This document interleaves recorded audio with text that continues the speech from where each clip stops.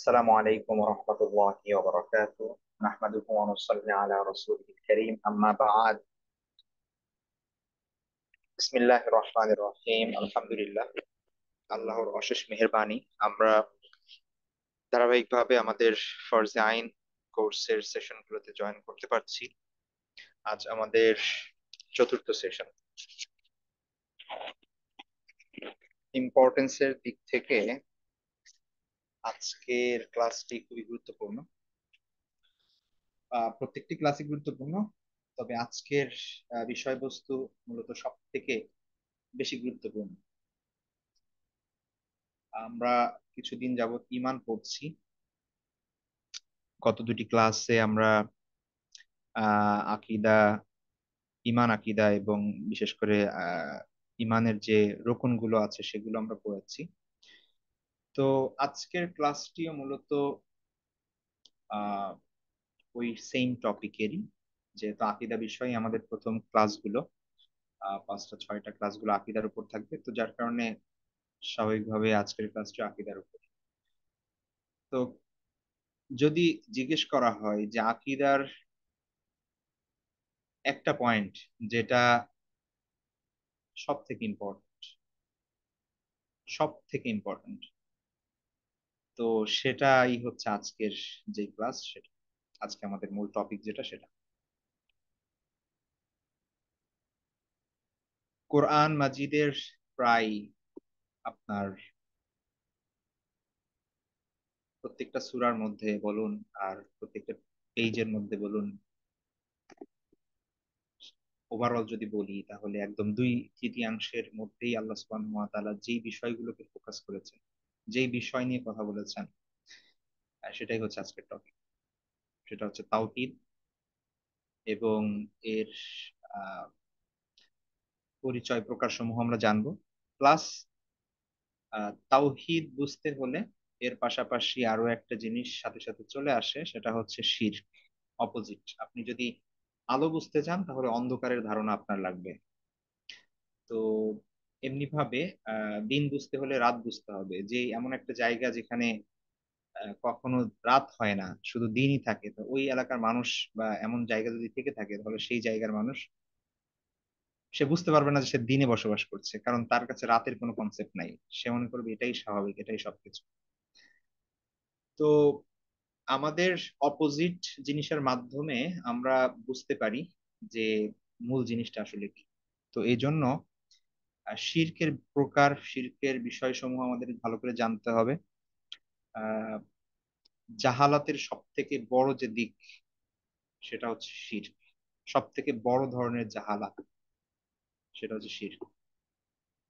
ওমর রাদিয়াল্লাহু তাআলা আনহু বলতেন যে মানে নবীন যে সকল সাহাবী তাবেঈ ছিল, সাহাবীদের সন্তান যারা ছিল, যারা জন্মগ্রহণই করেছে ইসলামের স্বর্ণযুগে, অর্থাৎ সাহাবীদের সেই সময়ে আবু বকর রাদিয়াল্লাহু তাআলা আনহু, ওমর রাদিয়াল্লাহু তাআলা আনহুর যুগে, যারা আইয়ামে জাহিলিয়াত দেখেনি, যারা কুফুর শিরক কি এগুলো চিনে না, তো ওমর রাদিয়াল্লাহু তাআলা বলতেন যে আমার ভয় হয় এদের জন্য, যারা ইসলামে জন্মগ্রহণ করেছে, ইসলামের মধ্যেই বড় হচ্ছে, এরা বাতিল সম্পর্কে, ইসলামের বিরুদ্ধে যে জিনিসগুলো আছে, ভ্রান্ত যে মতবাদ আকীদা আছে সেগুলো সম্পর্কে জানতে পারছে না, ওগুলোর ভয়াবহতা সম্পর্কে জানে না। তো না জানার ফলে দেখা যাচ্ছে যে ভয় থাকে যে কখন না এমন কিছু করে বসে বা এমন বিশ্বাস লালন করে বসে বা এমন কথা কর্মকাণ্ড তার দ্বারা প্রকাশ পায় যেটা ইমানের জন্য ক্ষতিকর। তো এই জন্য তিনি এই কথাটা বারবার বলতেন, ওমর রাদিয়াল্লাহু তাআলা আনহু।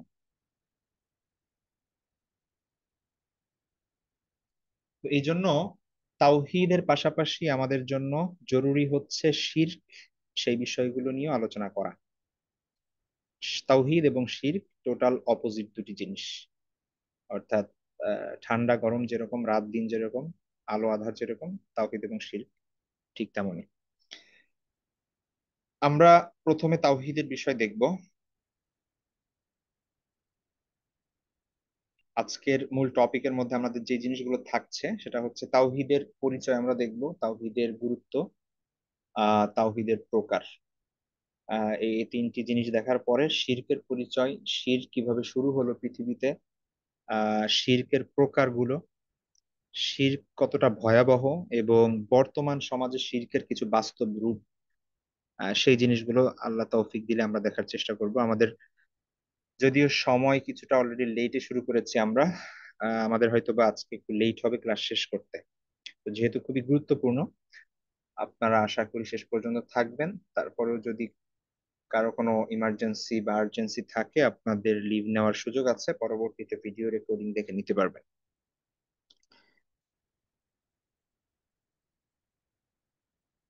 চ্যাট বক্সে আমরা অপ্রয়োজনীয় কোনো কথাবার্তা না বলি, হ্যাঁ।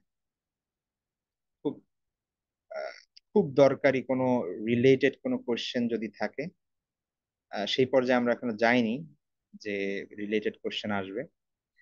তো আমার মনে হয় যে এটা আপাতত বন্ধ রাখাই ভালো।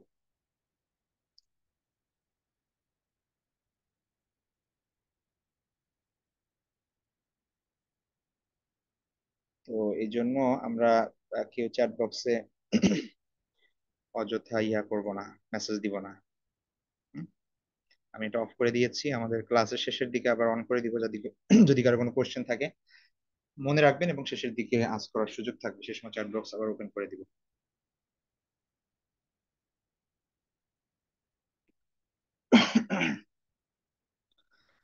প্রথম আমাদের এখানে আপনাদের দীর্ঘ একটা প্রায় 15 পেজের একটা লেকচার শিট দেওয়া হবে, আপনারা সেটা পড়বেন অবশ্যই, আমরা সেই জিনিসগুলোই দেখব। তার আগে আহ একটা জিনিস যেটা ভেতরে আসবে একদম শুরু থেকে, আমি একটা জিনিস বলতে চাই। যেহেতু শুরুতে সবাই থাকেন এবং একটু অ্যাটেন্টিভ থাকেন, এই জন্য শুরুতে একটা মৌলিক একটা কথা আমাদের মাথার মধ্যে রাখতে হবে। সেটা হচ্ছে, দেখুন, আমরা প্রত্যেকেই জানি যে আল্লাহ সুবহানাহু ওয়া তাআলা আমাদের কেন সৃষ্টি করেছেন, কেন এই পৃথিবীতে পাঠিয়েছেন। সবাই আমরা জানি, আলহামদুলিল্লাহ। যে শব্দ আল্লাহ কোরআনে ইউজ করেছেন সেটাকে বলা হয় ওবুদিয়া, বা হচ্ছে আল্লাহর ইবাদতের জন্য আমাদেরকে সৃষ্টি করেছেন, এক কথায় বলি। তো ইবাদত শব্দটা এসেছে মূলত এই যে আইন বা দাল, আইন বা দাল, এই মূল তিনটি বর্ণ থেকে, এই মূল তিনটি হরফ থেকে। এই আবদুন শব্দের মূল অর্থ হচ্ছে মূলত দাস, গোলাম। এখান থেকে ইবাদত শব্দ। তাহলে ইবাদতের শাব্দিক অর্থ যেটা আসে সেটা হচ্ছে মূলত দাসত্ব করা আল্লাহর। হ্যাঁ, এখন দাসত্ব কিভাবে করব, আল্লাহ একটা ফিক্সড ওয়ে আমাদের বলে দিয়েছেন। এইভাবে দাসত্ব করবা, নামাজের মাধ্যমে, রোজার মাধ্যমে, বিভিন্ন ভাবে দাসত্ব আছে। শারীরিক দাসত্ব আছে, মানে শারীরিক ইবাদত আছে, মৌখিক ইবাদত আছে, অর্থনৈতিক মানে ফাইনান্সিয়াল ইবাদত আছে। তো বিভিন্ন ধরনের ইবাদত আছে, সেই জিনিসগুলো যেগুলো আল্লাহ সুবহানাহু ওয়া তাআলা আমাদের জানিয়েছেন, আল্লাহ রাসূল সাল্লাল্লাহু আলাইহি ওয়াসাল্লাম আমাদের শিখিয়েছেন, সেই জিনিসগুলোই আমরা ইবাদত মনে করে করি। তো একটা জিনিস মনে রাখতে হবে, সেটা হচ্ছে আবদুন মানে একজন দাস, একজন বান্দা। আমাদের বিভিন্ন পরিচয় আছে, হ্যাঁ। কেউ আমরা মা, কেউ আমরা সন্তান, কেউ আমরা কারো ভাই। এই জিনিসগুলো বাদ দিলেও আমাদের বংশ পরিচয় আছে, আমরা অমুক জায়গার, অমুক বংশের, হ্যাঁ, অমুকের অমুক ইত্যাদি বিভিন্ন ধরনের কনসেপ্ট আমাদের মধ্যে আছে। তো এই সব কিছুর আড়ালে সব থেকে বড় পরিচয় আপনার, সেটা হচ্ছে একজন মানুষ। আর এই মানুষ কি, মানুষ হচ্ছে আল্লাহর একটা একটা সৃষ্টি, যার উদ্দেশ্য হচ্ছে আল্লাহর ইবাদতের জন্য। তো একজন মানুষের সব থেকে বড় পরিচয় এবং গর্বের পরিচয়, সেটা হচ্ছে সে আল্লাহর বান্দা, সে আল্লাহর দাস। দেখেন, আমরা আমরা শাহাদা পড়ি, আশহাদু আল্লাহ ইলাহা ইল্লাল্লাহ ও আশহাদু আন্না মুহাম্মাদান আবদুহু ওয়া রাসূলুহু। আগে রসুল বলি না, আগে বলি আবদ। কারণ আল্লাহর রাসূল সাল্লাল্লাহু আলাইহি ওয়াসাল্লাম, যিনি মুহাম্মদ সাল্লাল্লাহু আলাইহি ওয়াসাল্লাম, তিনিও তার সব থেকে বড় পরিচয় হচ্ছে তিনি একজন আবদ, আল্লাহর প্রকৃত দাস, আল্লাহর প্রকৃত গোলাম। এই গোলামের পরিচয়, এইটাই হচ্ছে সব থেকে বড় পরিচয় আমার আপনার। আধুনিক যুগে এসে আমরা যেই সকল আহ সমস্যা দেখছি, তার মধ্যে একটা বড় সমস্যা হচ্ছে যে দাসত্বের শৃঙ্খল থেকে মানে মুক্ত হতে হবে আমাদের। সকল ধরনের ধ্যান ধারণা, ধর্ম, তারপরে মত, এই ধরনের যে কনসেপ্ট আছে, যেই জায়গায় মানুষ নিজেকে আবদ্ধ রাখে, সেই জায়গা ভেঙে, শেকল ভেঙে বের হতে হবে, এই একটা স্লোগান আমরা শুনি। এবং মূলত আমরা আমাদের প্রত্যেকের জীবনে যদি আমরা তাকাই, তো ওই দর্শন এবং ওই আন্দোলনের কিছু প্রভাব আমরা নিজেদের মধ্যে দেখবো, আপনি স্বীকার করেন বা না করেন। দেখবেন যে আপনি এই যে আল্লাহর দাসত্ব আপনার মধ্যে আছে, আল্লাহর যে দাস মানে কি, প্রত্যেকটা ক্ষেত্রে আপনি আল্লাহর হুকুম আহকাম যথাযথভাবে পালন করবেন। একজন দাস যে, একজন বান্দা যে, সে অফিসে গেলেও আল্লাহর বান্দা, ঘরে থাকলেও আল্লাহর বান্দা, কোনো ভ্যাকেশনে গেলে তখনও সে আল্লাহর বান্দা, স্কুলে গেলেও আল্লাহর বান্দা, বাজারে গেলেও আল্লাহর বান্দা, ফাইন্যান্সিয়াল ক্ষেত্রেও সে আল্লাহর বান্দা, আবার মসজিদেও সে আল্লাহর বান্দা। তো আমরা যারা প্র্যাকটিসিং মুসলিম বলে নিজেদের দাবি করি, পাঁচ ওয়াক্ত নামাজ অ্যাটলিস্ট পড়ি, বা রমজান মাসে রোজাটা রাখি, রোজাগুলো রাখি, নিয়মিত কোরআন পড়ার চেষ্টা করি, আমাদের লাইফের বাস্তবতাও যদি আমরা একটু নিজেরা অবজার্ভ করি, আমরা দেখতে পাবো যে মসজিদে না হোক, ইবাদতের জায়গায় না হোক, ইবাদত গুলো একদম আল্লাহ যেভাবে বলছেন সেভাবেই করছি, কিন্তু অন্যান্য জায়গা থেকে আমরা এই শিকল ভেঙে ফেলেছি, দাসত্বের শিকল ভেঙে ফেলেছি। সেই জায়গায় আমরা আল্লাহ ব্যতীত অন্য কারো বা অন্য কোনো, বা এমনকি নিজের ইচ্ছা পূরণ করছি। তো ব্যাপারটা এমন হচ্ছে যে আমরা সবাই এখন আংশিক ভাবে আহ তাওহিদ মানছি, আংশিক ভাবে আমরা আল্লাহকে গ্রহণ করছি। আবার লাইফের অনেক ক্ষেত্রে, আংশিক ক্ষেত্রে আমরা কি করছি, আল্লাহর বিধান মানছি না। সেই জায়গাগুলোই আমরা আল্লাহর দাস, এটা আমরা মানতে পারছি না। আমরা নামাজ পড়ছি আল্লাহ যেভাবে বলছেন, আল্লাহ রাসূল যেভাবে বলছেন, কিন্তু আমি যখন একটা ড্রেস কিনতে যাচ্ছি, আমি যখন একটা বিজনেস করতে যাচ্ছি, আমি যখন আমার সন্তানকে স্কুলে দিচ্ছি, বা যে কোনো বিষয় হোক না কেন, খেলাধুলার জন্য বা আমাদের রিক্রিয়েশনের বিষয়ের ক্ষেত্রে হোক, প্রত্যেকটা ক্ষেত্রে, হ্যাঁ, এই সকল ক্ষেত্রেই কি আমি আল্লাহকে সামনে নিয়ে আল্লাহর বিধান সেইভাবে পালন করছি? তো এই ব্যাপারগুলো আমাদের একটু মাথায় রাখতে হবে, যে তাওহিদ যে বিষয়টা আমরা পড়বো, বেসিক জিনিস আপনারা সকলেই জানেন, তাওহিদ মানে হচ্ছে কি, এক আল্লাহ সুবহানাহু ওয়া তাআলাকে বিশ্বাস করা, একমাত্র আল্লাহকে বিশ্বাস করা নিজের রব হিসেবে, ইবাদত মানে মাবুদ হিসেবে, এবং আল্লাহ সুবহানাহু ওয়া তাআলা তার সম্পর্কে যা কিছু কোরআনে বলেছেন, হাদিসের মধ্যে পাই আমরা, আল্লাহ সুবহানাহু ওয়া তাআলার যত গুণাবলী আছে, যত নাম সমূহ আছে, এগুলো শুধুমাত্র আল্লাহ সুবহানাহু ওয়া তাআলার জন্য প্রযোজ্য, সেই বিশ্বাস রাখা এবং নিজেদের কর্মকাণ্ডে, কাজে সেগুলো প্রতিফলন করা, এটাই হচ্ছে তাওহীদ।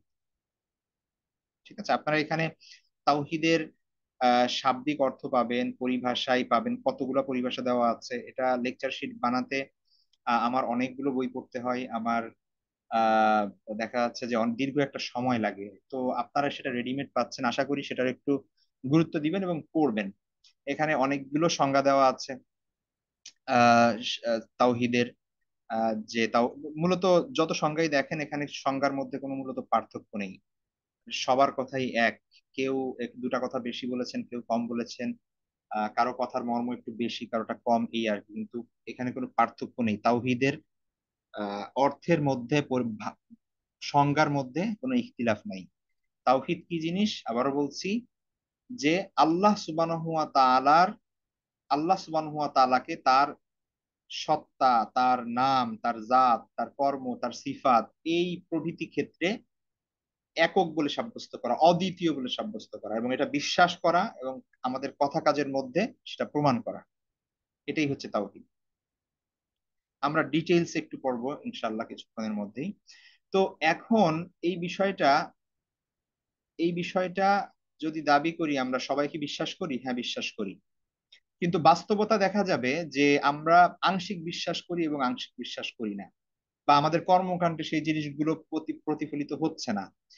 তো আমরা, আমি গত ক্লাসগুলোতে বলেছি, আবারও বলছি, যে আমাদের বর্তমান আপনি দেখছেন যে মুসলমানদের এই অধঃপতন, এই সমস্যা, সেই সমস্যা, সামাজিক প্রবলেম, রাজনৈতিক প্রবলেম, ইন্টারন্যাশনালি মুসলমানরা বিভিন্ন ধরনের সমস্যার সম্মুখীন হচ্ছে, এই সব কিছুর মূলে ক্রাইসিস যদি আপনি ফাইন্ড আউট করার চেষ্টা করেন, তাহলে দেখবেন সেটা হচ্ছে আকীদার ক্রাইসিস, আমাদের বিশ্বাসের ক্রাইসিস। কারণ বিশ্বাস আমরা মনে করি যে আমাদের আছে, কিন্তু বিশ্বাসটা শুধুমাত্র মুখ দিয়ে বলা না। দৃঢ় বিশ্বাস, মানে বিশ্বাসের মধ্যেও ইমানেরও আহ কম বেশ আছে, অর্থাৎ ইমান বাড়ে এবং কমে মানুষের। আহ কোরআনের মধ্যে এই বিষয়গুলো আছে, হাদিসের মধ্যে সুস্পষ্টভাবে প্রমাণ আছে যে মানুষের ইমানের মধ্যে তারতম্য হয়, সবার ইমান গুণগত দিক থেকে সমান না। তো যাই হোক, সেই বিষয়গুলো ইনশাল্লাহ যেভাবে আসবে সামনে আমরা আলোচনা করব। তো তাওহিদের আহ তাওহিদটাকে বোঝার চেষ্টা করা, এটা আন্ডারস্ট্যান্ড করতে পারা, নিজের জীবনে বাস্তবায়ন করা, এই এই তাওহিদের শিক্ষা, এটা খুবই জরুরি, এটা খুবই জরুরি।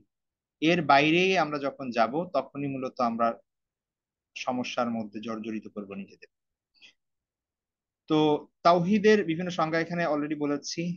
তো এক মোট কথায় তাওহিদ বলতে এখানে বোঝানো হয় যে সৃষ্টি ও পরিচালনায় আল্লাহকে এক ও অদ্বিতীয় হিসেবে বিশ্বাস করা, সকল ইবাদত উপাসনা কেবলমাত্র আল্লাহর জন্য করা, অন্য সবকিছুর উপাসনা ত্যাগ করা, অন্য সবকিছুর ইবাদত ত্যাগ করা। আবারও বলছি, ইবাদত ত্যাগ করা, অন্য সবকিছু।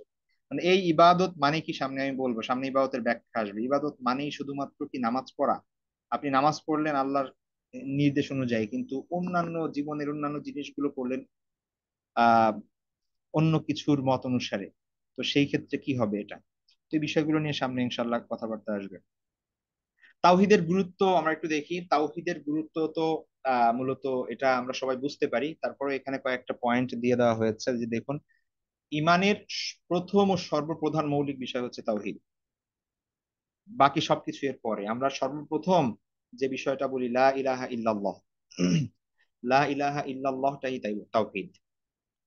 আপনি আপনি সাক্ষ্য দিচ্ছেন, আপনি স্বীকার করছেন, মেনে নিচ্ছেন যে আল্লাহ ছাড়া কোনো ইলাহ নেই।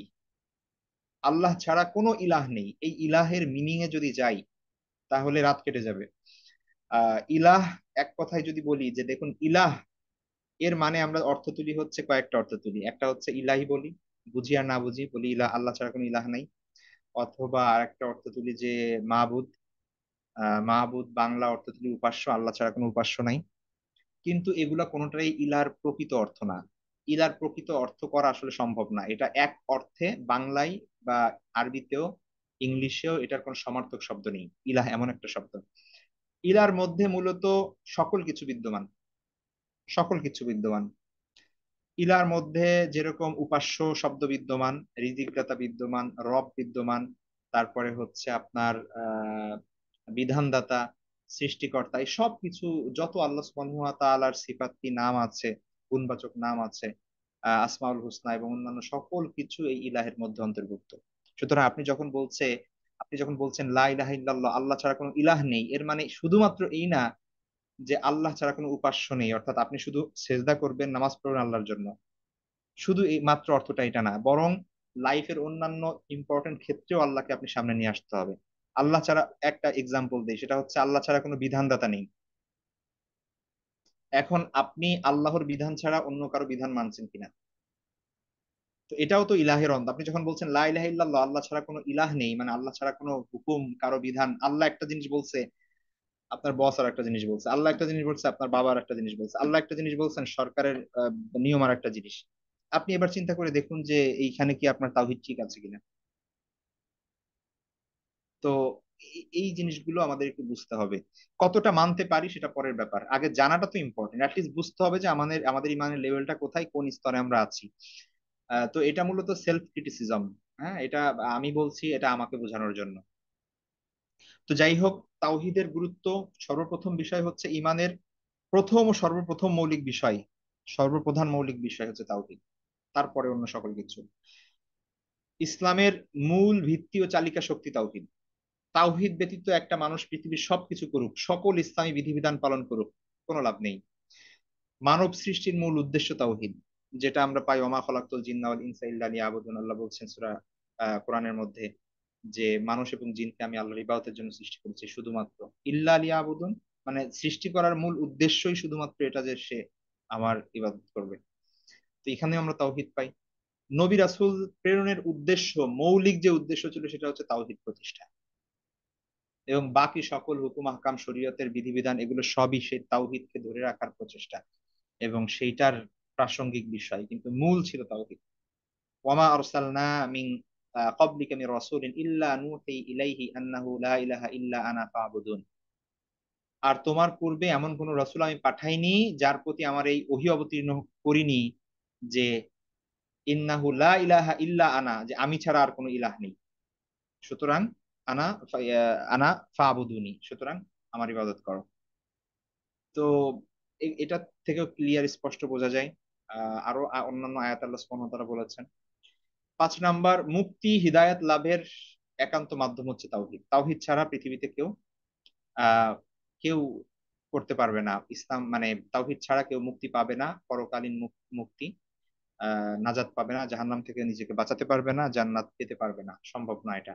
এটা আমরা এই আয়াতটা আমাদের আগেও গিয়েছে, গত ক্লাসে বা তার আগের ক্লাসে, আল্লাযীনা আমানু ওয়া লাম ইয়ালবিসু ঈমানাহুম বিযুলমিন উলাইকা লাহুমুল আমনু ওয়া হুম মুহতাদুন। যারা ঈমান আনে এবং স্বীয় বিশ্বাসকে জুলুমের সাথে অর্থাৎ শিরিকের সাথে মিশ্রিত করে, কারো বিশ্বাসের সাথে যদি শিরিক থাকে অর্থাৎ তাওহীদ না থাকে, তাহলে তাদের জন্য শাস্তি এবং সরি শিরিক যদি না থাকে তাহলে তাদের জন্যই মূলত শান্তি এবং তারাই পথপ্রাপ্ত। যারা ঈমান আনে এবং তাদের বিশ্বাসের সাথে যদি শিরিক মিশ্রিত না করে, তাহলে তাদের জন্য শান্তি এবং সুপথগামী তারা। আচ্ছা, এবার আসি তাওহীদের প্রকার। তাওহীদের প্রকার আমরা এখানে একটা জিনিস বুঝতে হবে, আপনারা যদি আকীদার আলাদা কোনো কিতাব পড়ে থাকেন বা আকীদার কোনো লেকচার শুনে থাকেন, তাহলে তাওহীদের প্রকার নিয়ে দেখবেন যে এক এক জায়গায় এক এক রকম আছে। এর কারণ হচ্ছে মূলত তাওহীদ কত প্রকার এই ধরনের কোরআন এবং সুন্নাহে কোনো দলিল নাই। ঠিক আছে, যে এইভাবে লেখা আছে যে তাওহীদ এত প্রকার, স্পষ্ট ভাবে এরকম কিছু নাই। বরং কোরআন এবং হাদিসকে গবেষণা করে সেইখানের বিভিন্ন দৃষ্টিভঙ্গি থেকে বিভিন্ন স্কলার সেটাকে বিভিন্ন প্রকারে রূপ দিয়েছেন আর কি। হ্যাঁ, এটা দিয়েছেন এই কারণে যে আমরা যেন বুঝতে পারি, সাধারণ পাঠক যারা আছে আমাদের জন্য বোঝাটা সহজ হয়। তো এই কারণে দেখা যাচ্ছে যে কারো কেউ কেউ 4 প্রকার বলেছেন, কেউ কেউ 2 প্রকার বলেছেন, কেউ কেউ 3 প্রকার বলেছেন, বিভিন্ন ভাগ আছে, আবার এর থেকেও বেশি প্রকারের কথাও আছে। বিভিন্ন দৃষ্টিভঙ্গি থেকে আপনি কোন অ্যাঙ্গেলে দেখছেন বিষয়টাকে, এই আর কি। তো এইখানে আমরা মূলত আহ যেই প্রকারটা এনেছি, 3টা প্রকারে আমরা বিভক্ত করার চেষ্টা করেছি, যেটা মূলত এখনকার স্বাভাবিকভাবে অধিকাংশ তাওহীদের কিতাব বা হচ্ছে আকীদার কিতাবগুলোতে এই এই বিভাজনটা করা হয় সেই দৃষ্টিকোণ থেকে। এর বিপরীতে আপনারা যদি দেখেন যে আরো 4টা মত, মানে 4টা প্রকার বা 2টা প্রকারের কথা আছে, তো এর মানে এই না যে এটা ভুল বা ওটা সঠিক বা ওটা ভুল এটা সঠিক। সবই সঠিক, আপনি ভালো করে পড়লে দেখবেন যে আসলে কোনো পার্থক্য নেই। তো এই বিষয়টা একটু ক্লিয়ার করে দিলাম। আচ্ছা দেখুন, তাওহীদের মূলত 3টা দৃষ্টিভঙ্গি থেকে তাওহীদকে দেখা যায়। প্রকার না বলে এটা বলা উচিত, এটা বলাই ভালো যে তিনটি দৃষ্টিভঙ্গি থেকে তাওহীদকে দেখা যায়। বা আল্লাহকে যে আপনি মানবেন, এটা তো এক কথায় তাওহীদ হচ্ছে সর্বক্ষেত্রে সবকিছুর ব্যাপারে আল্লাহ সুবহানাহু ওয়া তাআলা এক বলে স্বীকৃতি দেওয়া। এখন এটাকে যদি আমরা একটু বিভাজন করি, একটা বিভাজনকে বলা হয় তাওহীদ আর রুবুবিয়াহ। রুবুবিয়াহ শব্দটার দিকে তাকালেই বুঝতে পারবেন, রুবুবিয়াহ শব্দটা আসছে রব শব্দ থেকে। আর রব বলা হয় আলহামদুলিল্লাহ রব্বিল আলামিন, এই যে আমরা বলি রব মানে প্রতিপালক, লর্ড। ঠিক আছে, আমাদের রব বাংলায় ব্যবহার হয় অনেক ক্ষেত্রে। তো রব শাব্দিক অর্থ হচ্ছে প্রতিপালক। তো প্রভু আমরা বাংলায় যে ব্যবহার করি তো এটা মূলত রবের একটা অর্থ। তো তাওহীদুর রুবুবিয়া বলতে কি বোঝানো হয়, রুবুবিয়ার ক্ষেত্রে তাওহীদ হচ্ছে আল্লাহর রব হওয়ার ক্ষেত্রে আল্লাহকে এক বলে স্বীকার করা। রব হওয়ার ক্ষেত্রে আল্লাহর সাথে আর কোনো শরীক নেই। এখন রুবুবিয়া এই অর্থের মধ্যে কি কি আসে? সৃষ্টি আসে, কর্তৃত্ব আসে, তারপরে হচ্ছে প্রতিপালন আসে, নিয়ন্ত্রণ আসে, ব্যবস্থাপনা আসে। এই সব কিছুই মূলত রব শব্দের মধ্যে আছে। তাহলে আল্লাহকে একমাত্র রব হিসেবে স্বীকার করা মানে হচ্ছে আল্লাহকে একমাত্র স্রষ্টা হিসেবে স্বীকার করা, একমাত্র মালিক হিসেবে সৃষ্টি করা, একমাত্র প্রতিপালক হিসেবে সৃষ্টি করা, স্বীকার করা, একমাত্র নিয়ন্ত্রক হিসেবে এবং একমাত্র ব্যবস্থাপক, এই পৃথিবীর পুরো জগতের ব্যবস্থাপক হিসেবে স্বীকার করা। এটাই হচ্ছে তাওহীদুর রুবুবিয়ার প্রকৃত অর্থ। অর্থাৎ আল্লাহ এই পৃথিবী সৃষ্টি করেছেন, আমাদের সৃষ্টি করেছেন, সবকিছু আমরা যা দেখি সবকিছুই মূলত সৃষ্টি করেছেন আল্লাহ, এখানে কোনো শরিক নাই। এমন না যে আল্লাহ কারো হেল্প নিয়েছেন অথবা অন্য কারো সঙ্গে যৌথভাবে সৃষ্টি করেছেন, এমন এমন না। বা আল্লাহ এই পৃথিবীর মালিক, এমন না যে আল্লাহ এই কয়টা গ্রহের মালিক, অন্য অন্য গ্যালাক্সিতে আরেকজন আছে যে হচ্ছে আরেকজন মালিক, এরকম না ব্যাপারটা। ব্যাপারটা হচ্ছে প্রত্যেকটা ক্ষেত্রেই যা কিছুই আছে সবকিছুর মালিক আল্লাহ সুবহানাহু ওয়া তাআলা। প্রতিপালনের ক্ষেত্রে আল্লাহ আমাদের প্রতিপালন করছেন, আমাদের রিজিক দিচ্ছেন, আমাদের রক্ষা করছেন, এই সব কিছু এইগুলোর ক্ষেত্রে একমাত্র আল্লাহই হচ্ছে প্রতিপালক, অন্য কেউ এখানে নেই। এমনি ভাবে নিয়ন্ত্রক এবং ব্যবস্থাপক হিসাবে একমাত্র আল্লাহকে স্বীকার করা। এই সকল ক্ষেত্রে অন্য কাউকে আল্লাহর সহযোগী বা আল্লাহর শরীক অংশীদার সাব্যস্ত করা যাবে না। এটাই হচ্ছে তাওহীদুর রুবুবিয়্যাহ। তো এটা মূলত পুরোটাই হচ্ছে বিশ্বাসের ব্যাপার, এখানে প্র্যাকটিক্যাল জিনিস নাই। ঠিক আছে, অর্থাৎ আপনার কিছু করতে, আপনার জাস্ট বিশ্বাস করতে হবে ব্যাপারটা। তো এখানে রবের তারপর আরো তিনটা মিনিং এখানে দেওয়া আছে দেখুন। একটা হচ্ছে সৃষ্টি, আল্লাহু খালিকু কুল্লি শাই, যেমন আল্লাহ কোরআনে বলেছেন আল্লাহ সকল কিছু স্রষ্টা। তো এটাও রবের একটা মিনিং। মালিকানা ও রাজত্ব, আল্লাহ কোরআনে বলছেন আলাম তাআলাম আন্নাল্লাহ লাহু মুলকুস সামাওয়াতি ওয়াল আরদ, আপনি কি জানেন না যে আল্লাহ তাআলার জন্য আসমান সমূহের ও জমিনের রাজত্ব। আল্লাহ সুবহানাহু ওয়া তাআলা অন্য আয়াতে বলছেন ওয়ালাম ইয়াকুল্লাহু শারীকুন ফিল মুলক, রাজত্বের ক্ষেত্রে কেউ তার সাথে শরীক ছিল না বা নেই, শরীক নেই। এবং তিন নম্বর অর্থ হচ্ছে কর্তৃত্ব পরিচালনা। তো এই তিনটা অর্থ, একটা হচ্ছে সৃষ্টি, মালিকানা ও রাজত্ব, আর একটা হচ্ছে কর্তৃত্ব ও পরিচালনা। এই তিনটি ক্ষেত্রে, বলতে এই তিনটি ক্ষেত্রের মধ্যে আরো অনেক বিষয় চলে আসে। তো এই সকল এই ক্ষেত্রগুলোতে একমাত্র আল্লাহ সুবহানাহু ওয়া তাআলাকেই মেনে নেওয়া। কর্তৃত্ব পরিচালনা, তার মানে এখানে আহ তিনি এই জগতের প্রকৃত সার্বভৌম, এটা মনে রাখতে হবে আমাদের।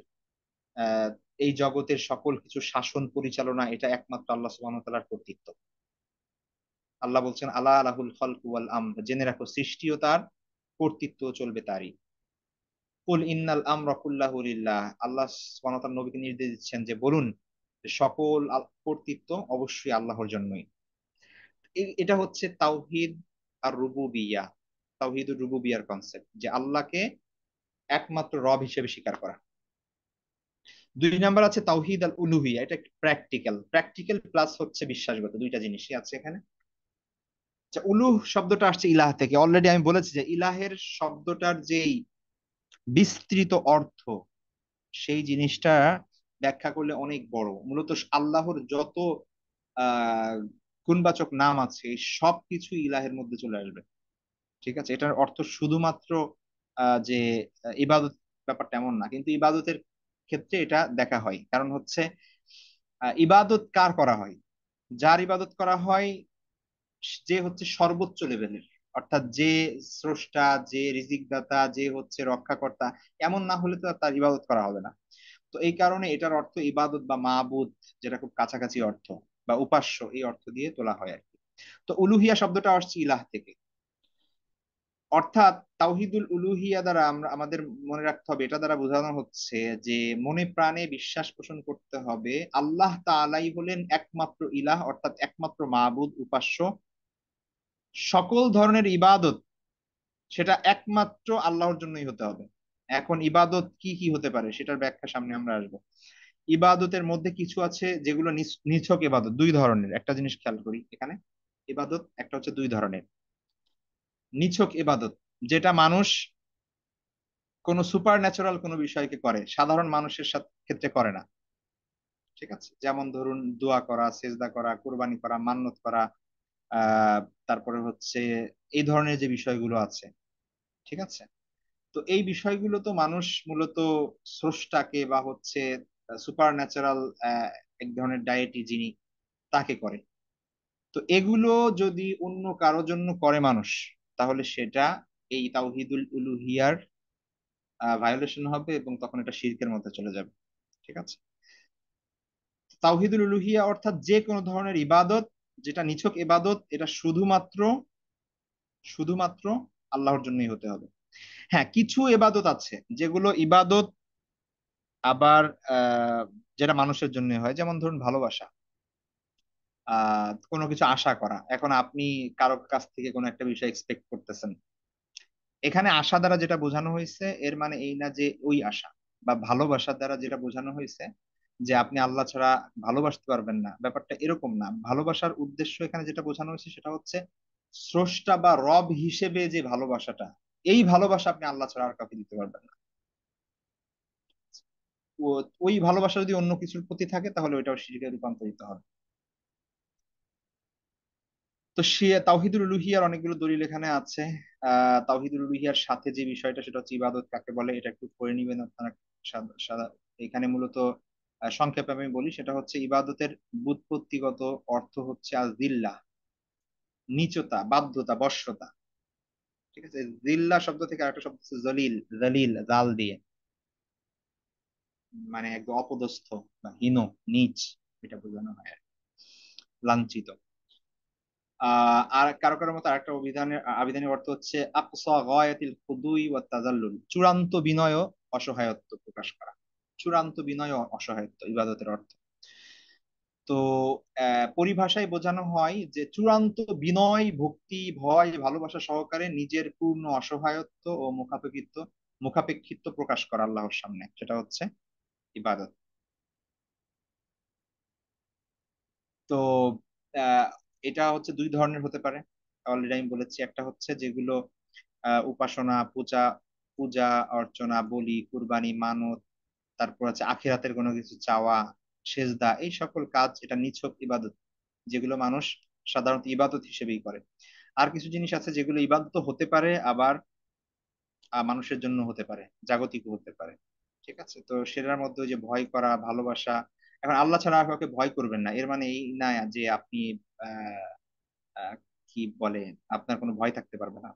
ঠিক আছে, তো আল্লাহকে ভয় করা যেভাবে ভয় করা উচিত, বা হচ্ছে স্রষ্টাকে যেভাবে ভয় করা উচিত,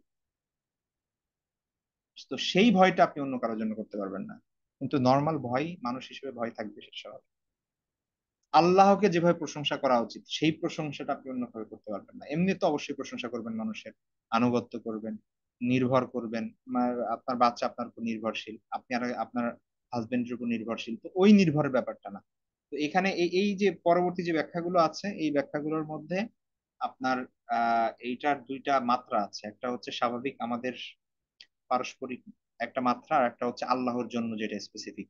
ঠিক আছে, অবশ্যই আল্লাহর জন্য যেটা, সেটা শুধুমাত্র আল্লাহর জন্যই হতে হবে, ওই ভালোবাসাটা, ওইটা অন্য কারোর জন্য হতে পারবে না। এখন কোয়েশ্চেন হতে পারে যে আল্লাহর জন্য আমার ভালোবাসা আছে, আবার মানুষের জন্য ভালোবাসা আছে, এখন আমি বুঝবো কিভাবে যে আল্লাহর ভালোবাসাটাই আমি অন্যকে দিচ্ছি কিনা? তো এই বিষয়গুলো সিম্পল। যেমন ধরুন, আহ এ- যখন এমন সময় আছে, এমন সিচুয়েশন আসে, যখন হচ্ছে আপনি আপনার ভালোবাসা প্লাস হচ্ছে আল্লাহর ভালোবাসা যখন কন্ট্রাডিক্ট হয়, তখন আপনি কোনটাকে প্রায়োরিটি দিচ্ছেন? আপনার চাকরিটাকে আপনি ভালোবাসেন, আবার আল্লাহকেও ভালোবাসেন দাবি করছেন। এখন আপনার চাকরি ধরুন আপনি ফাইন্ড আউট করলেন যেটা হচ্ছে হারাম ইনকাম, এখন আপনি কি করবেন? আপনি কি, আপনি যদি এখন মনে করেন যে এখন বোঝা যাবে যে আপনি প্রায়োরিটি কোথায় দিচ্ছেন। তো যদি মনে হয় যে না ওইটা বেশি গুরুত্বপূর্ণ না, আল্লাহ ইম্পর্টেন্ট, তাহলে ঠিক আছে। আর যদি মনে হয় যে না ওইটা ইম্পর্টেন্ট, তখন আল্লাহর বুঝতে হবে যে আল্লাহকে আপনি ভালোবাসা দাবি করছেন, তো মূলত ওই ভালোবাসাটা অন্য কোথাও চলে গেছে। তো এরকম ভাবে এরকম বিভিন্ন জিনিসই হতে পারে, হ্যাঁ।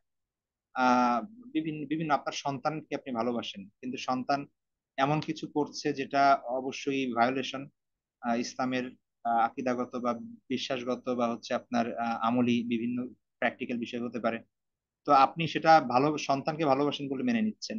তো এই বিষয়গুলো মূলত এই সব ক্ষেত্র আসলে বোঝা যায় যে আসলে আমরা সত্যিকার অর্থে আল্লাহকে ভালোবাসি কি বাসি না।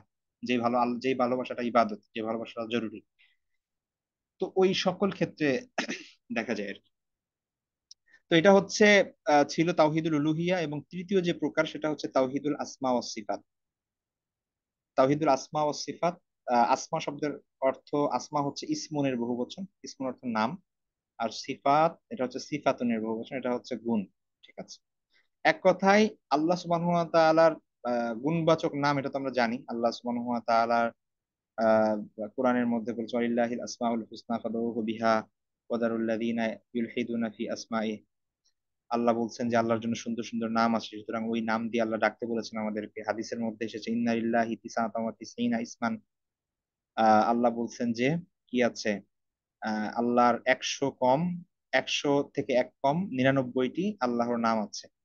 সুতরাং যে ব্যক্তি এটা গণনা করবে সে জান্নাতে পারবে। গণনা করার দ্বারা এখানে বিভিন্ন ব্যাখ্যা আছে, স্কলাররা বলেছেন যে মুখস্থ করা বা হচ্ছে সেগুলো যথাযথ জেনে বুঝে সেগুলোর ইয়া করা, স্বীকৃতি দেওয়া এবং সেগুলোর মাধ্যমে আল্লাহর কাছে দোয়া করা ইত্যাদি বিভিন্ন ব্যাখ্যা আছে।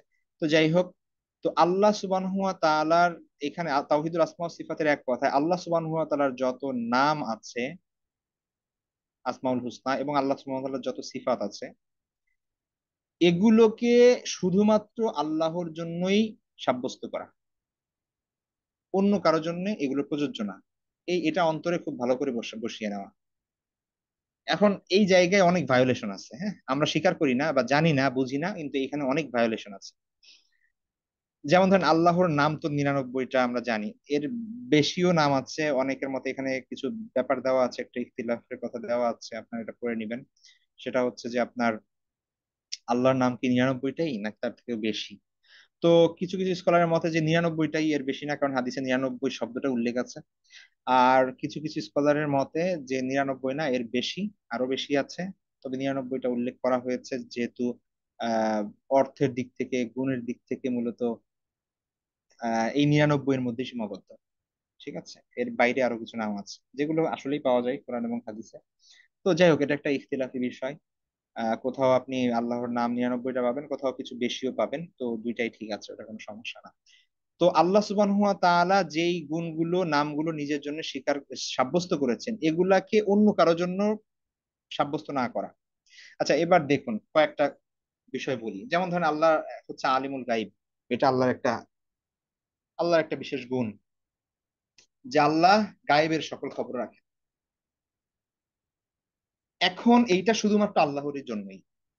কেউ যদি ভাবে যে অমুক হুজুর আছে, অমুক শায়েখ আছে, অথবা অমুক পীর আছে যে গায়েবের খবর রাখে, যে বলে দিতে পারে অমুক কথা, অমুক কথা, ইত্যাদি ইত্যাদি, এবং আপনার যদি এই বিশ্বাস হয় যে ওই লোক, বা এমনকি আল্লাহর নবীর ক্ষেত্রেও যদি হয় যে আল্লাহর নবী গায়েব জানেন, অনেকে বলে, অনেক ইয়া আছে। তো তারা হাদিসের বিভিন্ন ঘটনা থেকে দলিল দেয়, যেগুলো হচ্ছে আপনার আল্লাহ সুবহানাহু ওয়া তাআলা মূলত আল্লাহ রাসূল সাল্লাল্লাহু আলাইহি ইসলামকে তো গায়েবের অনেক খবরই জানিয়েছেন। তো গায়েবের খবর আল্লাহর মাধ্যমে জানতে পারা আর নিজে গায়েব জানা দুইটা ডিফারেন্ট জিনিস। গায়েবের, এটা আল্লাহ সুবহানাহু ওয়া তাআলাই একমাত্র এই খবরগুলো জানেন, গায়েবের খবরগুলো শুধুমাত্র আল্লাহর কাছে। এটা আল্লাহর খাস সিফাত, এটা আল্লাহর খাস গুণ। এই গুণ অন্য কারণেই। তো কেউ যদি এই ধারণা পোষণ করে যে অন্য কেউ জানে, তাহলে কিন্তু এখানে আসমা ও সিফাতের ভায়োলেশন হবে তাওহীদের ক্ষেত্রে। তো তাওহীদের ভায়োলেশন মানে সেটা শিরকের ভিতর চলে যাচ্ছে, এটা তো বুঝতেই পারছেন। তো এই জন্য, অথবা ধরুন আল্লাহর একটা নাম হচ্ছে আল বাসির, অর্থাৎ সর্বদ্রষ্টা, তিনি সবকিছু দেখেন। তো আল্লাহ যেভাবে দেখেন আমরাও তো দেখি, তার মানে কি আমরা শরীক সাব্যস্ত হচ্ছি? না। বাসির শব্দের অর্থ হচ্ছে যার দেখার মধ্যে কোনো লিমিটেশন নাই। আপনার সামনে দেখতে পাচ্ছেন, পিছনে আপনি দেখতে পাচ্ছেন না, কাছে দেখতে পাচ্ছেন, দূরে দেখতে পাচ্ছেন না, আলোয় দেখতে পাচ্ছেন, অন্ধকারে দেখতে পাচ্ছেন না। কিন্তু আল্লাহ সুবহানাহু ওয়া তাআলার কাছে এই ধরনের কোনো লিমিটেশন নাই, তার দেখার মধ্যে কোনো লিমিটেশন নাই। এটাই হচ্ছে আল্লাহ সুবহানাহু ওয়া তাআলার গুণ। এখন কেউ যদি এই বিশ্বাস রাখে যে অমুক পীর আছে, অমুক শায়েখ আছে, অমুক হুজুর আছে, যে হচ্ছে ওই দূরের বিষয়, আমার বাসায় কি আছে সেটাও বলে দিতে পারে। আমি এটা এই জন্য বলছি, আমি একদম আজগুবি বলছি না, এই ধরনের প্র্যাকটিক্যাল বাস্তবতা আছে এগুলোর। হ্যাঁ, এরকম বিশ্বাস মানুষ করে। অনেক পীরের ব্যাপারে, ঠিক আছে, ধারণা পোষণ করে যে সে সব জানে, সে সব জানতা, সবকিছু দেখে, সবকিছু শোনে। এমনকি তারা বাসায় কথা বলার সময় হুঁশিয়ার করে কথা বলে যে পীর শুনে ফেলবে। সিরিয়াসলি বলছি, এগুলোর বাস্তবতা বাংলাদেশের। তো এগুলো আপনারা বুঝতেই পারছেন, এগুলো সবকিছুই হচ্ছে আল্লাহর আসমা এমনি সে তো হয়তো সিজদা করছে না অন্য কাউকে, বা অন্য কারোর জন্য নামাজ পড়ছে না, কিন্তু এখানে দেখুন তাওহীদুল আসমা ওয়াস সিফাতের ক্ষেত্রে কিন্তু ভায়োলেশন হয়ে যাচ্ছে। অর্থাৎ আল্লাহ যেই গুণটা নিজের জন্যই শুধুমাত্র প্রযোজ্য করেছেন, নিজের জন্যই সাব্যস্ত করেছেন, এটা অন্য কাউকে আমরা দিয়ে দিচ্ছি। ঠিক আছে। আল আলিম মানে যিনি সব জানতা, সবকিছু জানেন, সর্বজ্ঞ। আল্লাহ ছাড়া আর কেউ আল আলিম না। এমনি ভাবে যত আল্লাহ হচ্ছেন আল কাদির, সবকিছুই করতে পারেন, ক্ষমতাশীল, সবকিছুই সক্ষম। এখন আপনি যদি এখানে বলেন যে আহ, অন্য আরো অনেক কিছু আছে যে হচ্ছে সবকিছুই করতে পারে, তো সেটা হচ্ছে শিরিক হয়ে যাবে। কিন্তু এই সব ক্ষেত্রে আল্লাহর আসমা ওয়া সিফাতের ক্ষেত্রে যতটা না শিরকের প্রবলেম, তার থেকে বেশি কুফুরের প্রবলেম। কিভাবে সেই জিনিসগুলো আমরা নেক্সট ক্লাসে, কুফুরের আলোচনা আছে, সেই ব্যাপারগুলো করবো ইনশাল্লাহ।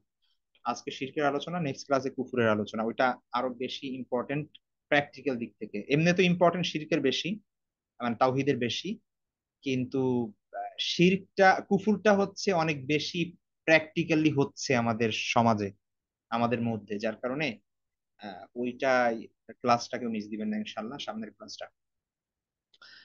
তো ধরুন কেউ যদি, কারো অন্তরে যদি পরিপূর্ণ বিশ্বাস না থাকে যে আল্লাহ সবকিছু করতে সক্ষম, তাহলে তো এটা কুফুরি, আল্লাহর ব্যাপারে এটা কুফুরি। কেউ যদি এই বিশ্বাস যদি কারো থাকে যে না আল্লাহ সবকিছু করতে পারেন না। এখন আমরা তো আসলে কেউ দাবি করি না যে আল্লাহ সবকিছু করতে পারেন না, কিন্তু আমাদের আচরণে তো এমন বলে অনেক ক্ষেত্রে। আপনি প্র্যাকটিক্যাল যদি আপনার লাইফে দেখেন, আপনার আশেপাশে দেখেন, আমাদের আচরণ, আমাদের মনোভাব, আমাদের সবকিছুর ক্ষেত্রে বলে দিচ্ছে যে না আমরা মানে আল্লাহ যদি সবকিছুই করতে পারতো তাইলে তো আমরা অন্যভাবে ডিল করতাম বিষয়গুলা। আমাদের লাইফের নানান প্রবলেম বলেন, আমাদের সমাজের বিভিন্ন ইস্যু বলেন, আমাদের পার্সোনাল লাইফের বিভিন্ন অবস্টাকল বলেন, এই সব কিছুর ক্ষেত্রে আমরা তো তাহলে পুরো অ্যাপ্রোচটাই ভিন্ন হতো যদি আমাদের সত্যিকার অর্থে বিশ্বাস থাকতো যে না আল্লাহ সবকিছু করতে পারেন, তাই না? তো আমরা হয়তো বা মানে আমাদেরকে আমাদের বিশ্বাস হচ্ছে এমন অবস্থা যে না বিশ্বাস আছে, না আবার বিশ্বাস নাই এটা বলতে পারছি না, এমন একটা সিচুয়েশন আমরা আছি। ঠিক আছে, বিশ্বাস যদি হতো ওই বিশ্বাস তো আমাকে পরিবর্তন করতো।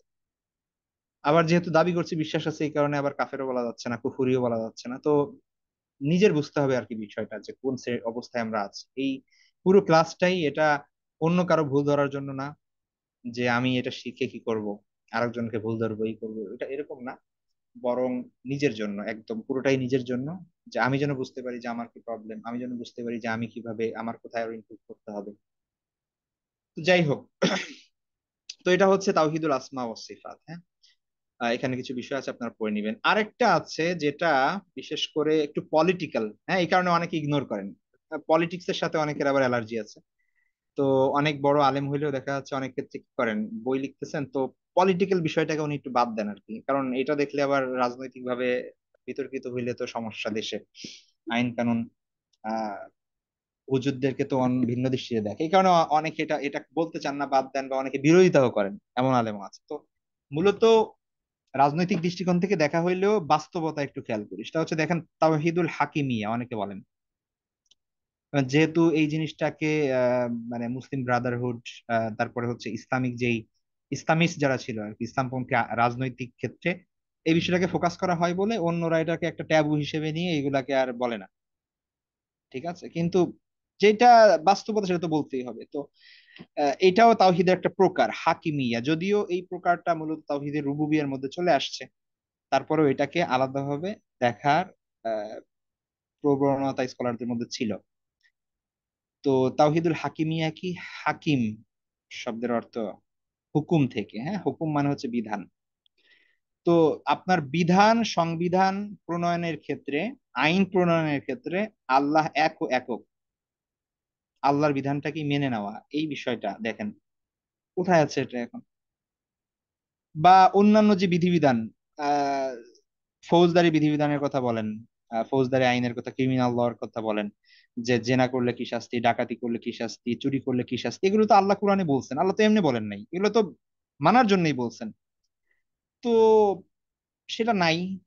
ঠিক আছে, এখন আমি আপনি সেগুলো তো ব্যক্তিগত, এগুলো ব্যক্তিগত কোনো বিষয় না, এগুলো হচ্ছে মানে রাষ্ট্রীয় বিষয়। তো যার কারণে আমি আপনি এখানে চাইলেও তাওহীদের এই যে বিধানগুলো, অর্থাৎ একমাত্র আল্লাহর হুকুমই মেনে নেওয়া, এই জায়গায় পারছি না, সম্ভব না। ঠিক আছে, কারণ আমরা এই জায়গাটাই আল্লাহ ব্যতীত, আল্লাহর বিধান ব্যতীত আমরা গণতন্ত্রকে মেনে নিয়েছি, আমরা সমাজতন্ত্রকে মেনে নিয়েছি, আমরা সেকুলারিজম মেনে নিয়েছি, আমরা ন্যাশনালিজম মেনে নিয়েছি। তো ওই মূলনীতির মাধ্যমেই আমাদের দেশ চলছে, সমাজ চলছে। তো যার কারণে এই জায়গাগুলি তাওহিদ নাই। ঠিক আছে, এখন এই কথাগুলো বললে আবার দেখা যাচ্ছে যে রাজনৈতিক ভাবে প্রবলেম, এই কারণে হুজুররা বলেন না ওইভাবে। ঠিক আছে, কিন্তু আমাদের জাস্ট আমি একটু, আমি দেখেন এখানে ছোট করে আনছি, অত বড় করে আই নাই। ঠিক আছে, তো আমাদের মনোভাবে এমন হয়ে গিয়েছে যে এই জিনিসগুলো ট্যাবু টাইপের। হ্যাঁ, সবকিছু বলতে পারবেন আপনি, গণতন্ত্রের বিরুদ্ধে বলতে পারবেন না, সবকিছু বলতে পারবেন কিন্তু সেকুলারিজমের বিরুদ্ধে বলতে পারবেন না, জাতীয়তাবাদের বিরুদ্ধে বলতে পারবেন না। জাতীয়তাবাদ মানে হচ্ছে এখন হচ্ছে আপনার মানে কুফুরি। ঠিক আছে, মানে একটা ইসলামিক রাষ্ট্রে কুফুরি করা, আর বাংলাদেশে বা যে কোনো জাতীয়তাবাদী রাষ্ট্রে, ন্যাশনালিস্ট কান্ট্রিতে জাতীয়তাবাদের বিরুদ্ধে বলা, সেটা হচ্ছে কুফরি টাইপের আর কি। তো একদম ব্লাসফেমি ল আছে। তো আপনি বাংলাদেশে সবকিছু বলতে পারবেন, কিন্তু সো কল্ড জাতীয়তাবাদের বিরুদ্ধে বলতে পারবেন না। তো তো এরকম আর কি বিষয়গুলো চলছে। তো কিন্তু আমাদের মাথায় রাখতে হবে যে আমরা সবকিছুই করছি বিধিবিধান মেনে নিচ্ছি বাধ্য বলে, হ্যাঁ, এটার প্রতি আলাদা ভালোবাসা, তারপরে হচ্ছে এটাকে একদম মাথা পেতে নেওয়া, এই জিনিসগুলো করলে কিন্তু আপনার ইমানের ক্ষতি হবে।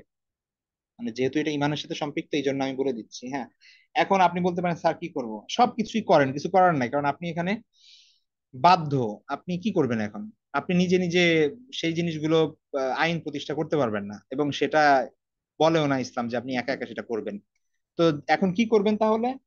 অন্তরে ঘৃণা রেখে এই জিনিসগুলোর প্রতি আপনি এগুলো ফলো করেন, যে আপনি এটা বাধ্য সেই হিসেবে। কিন্তু এটার প্রতি, গণতন্ত্রের প্রতি ভালোবাসা রেখে গণতন্ত্র করা যাবে না।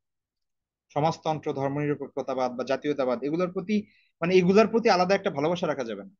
ঠিক আছে, এগুলাকে, মানে আপনার যেহেতু ক্ষমতা নেই মুখ দিয়ে বলার, হাত দিয়ে বলার, মুখ দিয়ে বলার ক্ষমতা থাকলে বলবেন, হাত দিয়ে বলার ক্ষমতা থাকলে সেটা করবেন, কিন্তু সেই জিনিসগুলো আমাদের নাই এখন।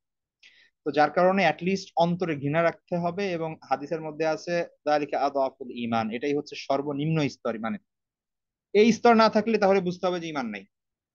ঠিক আছে, এই এই জিনিসটা। আর গণতন্ত্র, ধর্মনিরপেক্ষতা বা তারপর হচ্ছে জাতীয়তাবাদ, ইসলামী নিয়ম নীতির বহির্ভূত যে ইজম বাদগুলো আছে, এগুলোর পক্ষে আন্দোলন করা, এগুলোকে এই সব কি বলে, এগুলার জন্য জীবন দেওয়া, নাউজুবিল্লাহ, এগুলা তো অনেক বড় হচ্ছে ইমানেই মৃত্যু হবে কিনা সেটাও একটা কোয়েশ্চেন। তো এই জায়গাগুলো আমাদের অ্যাটলিস্ট ব্যক্তিগত পর্যায়ে যেন এই জিনিসগুলোর প্রতি আলাদা কোনো সফট কর্নার তৈরি না হয়, এটা খেয়াল রাখতে হবে। এই জিনিসগুলো ইনশাল্লাহ সামনে আমরা আলোচনা করবো। কুফুরের ক্ষেত্রে এই বিষয়গুলো খুব ভালোভাবে আসবে, শিরকের ক্ষেত্রে অতটা না আসলে। আচ্ছা, শিরকের বিষয় আমরা তাও তাওহীদের ব্যাপারগুলো দেখলাম। হ্যাঁ, তাওহীদের ক্ষেত্রে আমরা দেখলাম যে তাওহীদের পরিচয়, তাওহীদের গুরুত্ব, তাওহীদের প্রকার, তাওহীদের যে বিষয়গুলো আছে, এই জিনিসগুলো আপনারা কাইন্ডলি এটা সুন্দর করে পড়বেন, প্রত্যেকটা পেজ পড়বেন, লাইন পড়বেন, ইম্পর্টেন্ট মনে হলে মার্ক করবেন, নোট ডাউন করবেন, বারবার পড়বেন।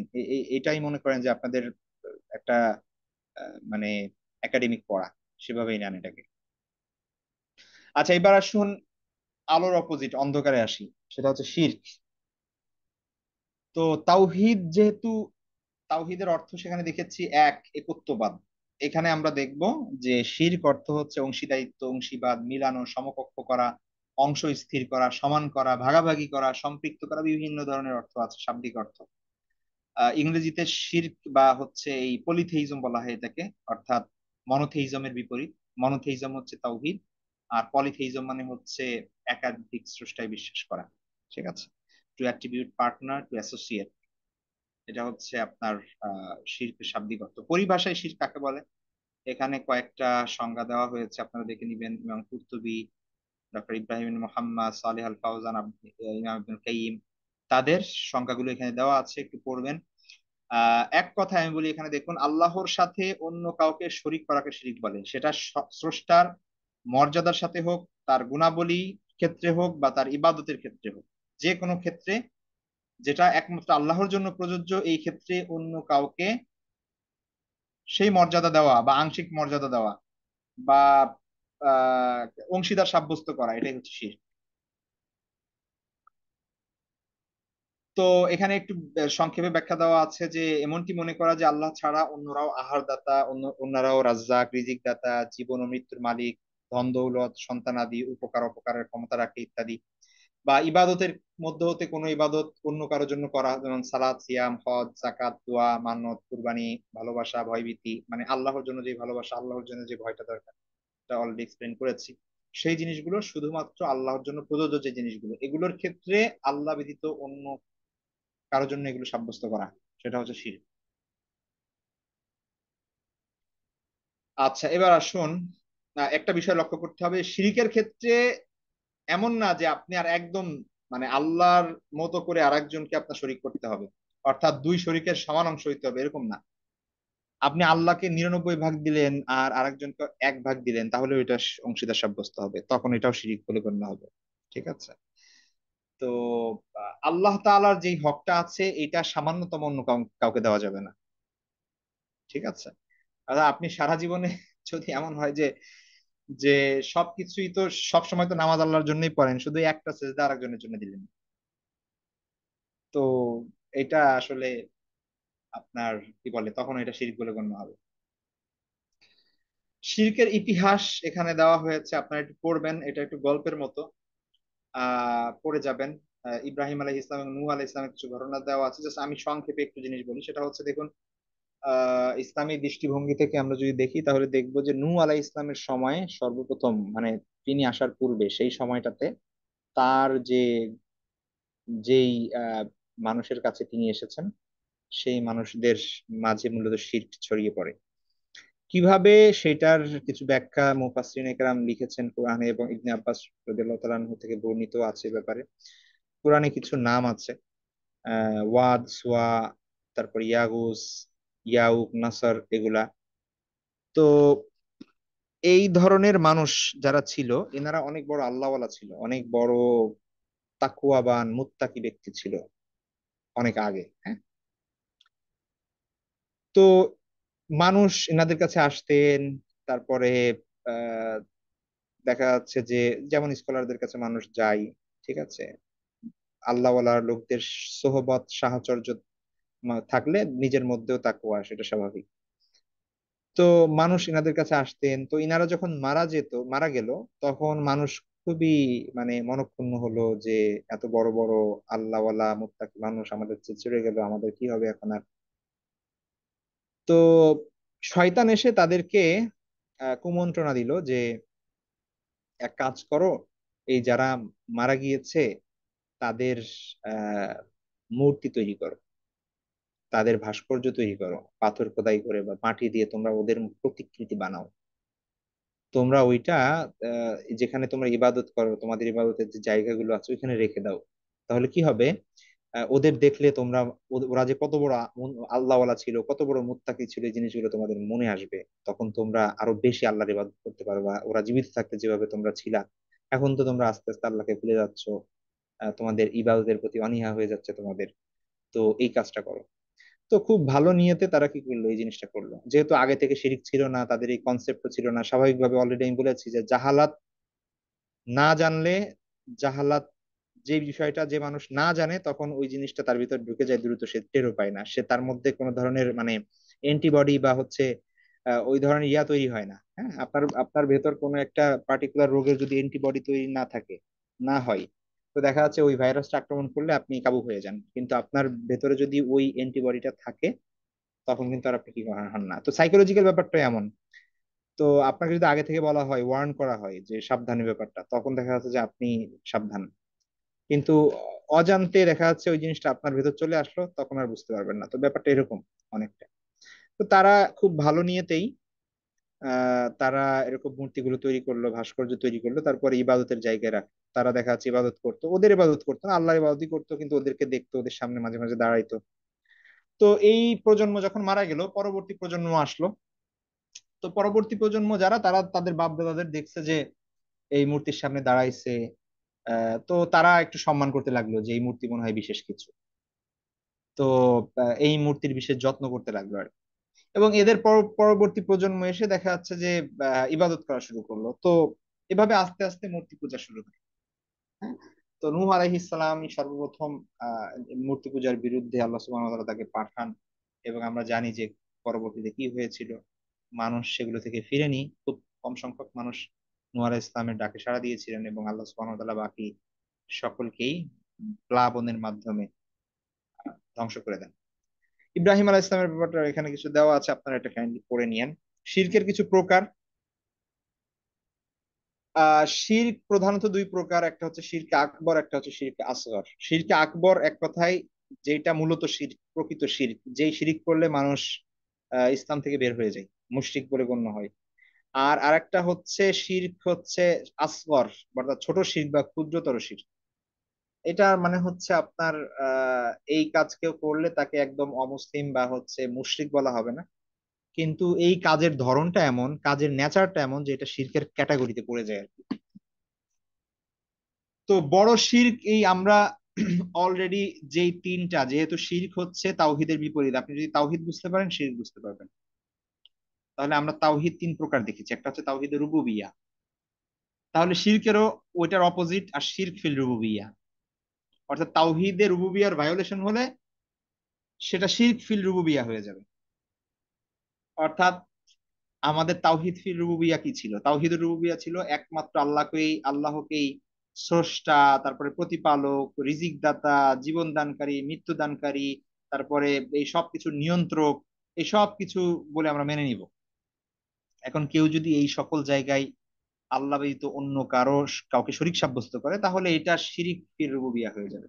কেউ যদি মনে করে আল্লাহ ব্যতীত অন্য কেউ সৃষ্টি করেছেন, অথবা আল্লাহ সৃষ্টি করার ক্ষেত্রে অন্য কেউ শরিক আছে, আমাদের সৃষ্টি করার ক্ষেত্রে আল্লাহর সাথে অন্য কেউ শরিক আছে, ঠিক আছে, বা রিজিক আমাদেরকে আল্লাহ দেন এই বিশ্বাস যদি কারো না থাকে, আল্লাহ আমাদের প্রতিপালন করেন এই বিশ্বাস যদি কারো না থাকে, কারো যদি এখানে অন্য কোনো সুপার ন্যাচারাল হোক বা পার্থিব কোনো বিষয় হোক, এমন কোনো বিষয়কে যদি সে বিশ্বাসগত দিক থেকে তার রিজিক দাতা প্রতিপালক হিসেবে সাব্যস্ত করে নাই, তাহলে কিন্তু এটা শিরিক ফির রুবুবিয়া হয়ে যাবে।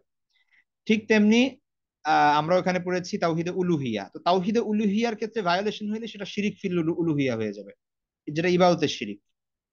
অর্থাৎ একমাত্র ইবাদতের যে বিষয়গুলো শুধুমাত্র আল্লাহর জন্য প্রযোজ্য, এই ইবাদতের সকল কিছুই আল্লাহর জন্যই হতে হবে, এই জায়গায় যদি আপনি অন্য কোনো কারোর জন্য সেজদা দেন, ইবাদত করেন, যেই আল্লাহ মানে আপনি যেটা আল্লাহর কাছে চাওয়া হয়, সন্তান চাওয়া বা হচ্ছে পরকালীন সফলতা চাওয়া, এটা যদি আপনি অন্য কারো কাছে চান, তখন এটা, যেটা মূলত ইবাদত বলি আমরা যে জিনিসগুলোকে, সেটা ইবাদতের শিরিক হবে, সেটা আর শিরক ফিল উলুহিয়া হয়ে যাবে। তেমনি ভাবে নাম ও গুণাবলীর শিরক, সেম জিনিস, তাওহিদুল আসমা ওয়াস সিফাতের ভায়োলেশন হইলে সেটা শিরক ফিল আসমা ওয়াস সিফাত হয়ে যাবে। অর্থাৎ আল্লাহ সুবহানাহু ওয়া তাআলার যে গুণাবলী এবং পবিত্র নামসমূহ আছে, সেগুলো শুধুমাত্র আল্লাহর জন্য প্রযোজ্য। এই ক্ষেত্রে কেউ যদি বলে যে না, এটা অন্য কারোর জন্য, বা ওই বিশ্বাস রাখে অন্তরে, তাহলে কিন্তু এটা শিরিক হয়ে যাবে।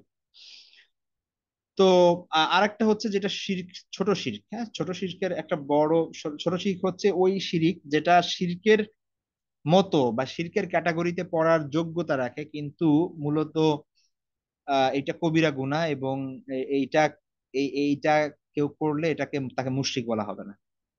যেমন একটা হচ্ছে লোক দেখানো ইবাদত করা, রিয়া যেটাকে বলি আমরা, হ্যাঁ।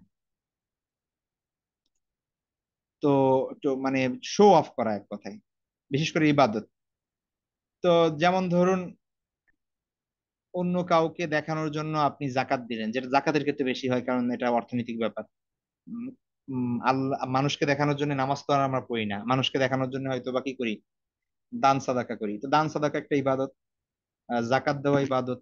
এগুলো ডিপেন্ড করতেছে, এগুলোকে কাউকে আসলে কি বলা যাবে না, মুশরিকেরা বলা যাবে না, কারণ হচ্ছে এই জিনিসগুলা আসলেই সে কার জন্য করতেছে বা কতটুকু পরিমাণ করতেছে, কত পার্সেন্ট তার মধ্যে কি আছে, এই জিনিসগুলো তো একটা মানুষ বুঝতেই পারবে না, জানতেই পারবে না। তো এই জন্য এটাকে আসলে বলা হয় না, আহ মুশরিক বলা হবে না, বা শিরিক করে সেটা বলা হবে না। তবে রিয়া বা লোক দেখানো যেটা, সেটা হচ্ছে এই শিরিকের অন্তর্ভুক্ত। ঠিক আছে। আমরা জানি যে কিয়ামতের দিন সর্বপ্রথম যাদেরকে জাহান্নামে নিক্ষেপ করা হবে, তিন শ্রেণীর মানুষ: আলেম থাকবে, তারপরে হচ্ছে শহীদ থাকবে, বড় দাতা থাকবে। হ্যাঁ? তো সারা জীবন এরা আল্লাহর ইবাদত বন্দেগীতে কাটালো, কিন্তু রিয়ার কারণে তাদের এই এই এই খারাপ পরিণতি হবে। ঠিক আছে। তো এই যে আহ আসগর, শিরকে আসগর, এটাকে হাদিসের পরিভাষায় আরো বলা হয় শিরকে খফিয়ে বলা হয়েছে। শিরকে খফি মানে হচ্ছে লুকায়িত শিরক। ঠিক আছে। একটা হাদিস আছে, এখানে আল্লাহ রাসূল সাল্লাল্লাহু আলাইহি ওয়াসাল্লাম বলেছেন যে,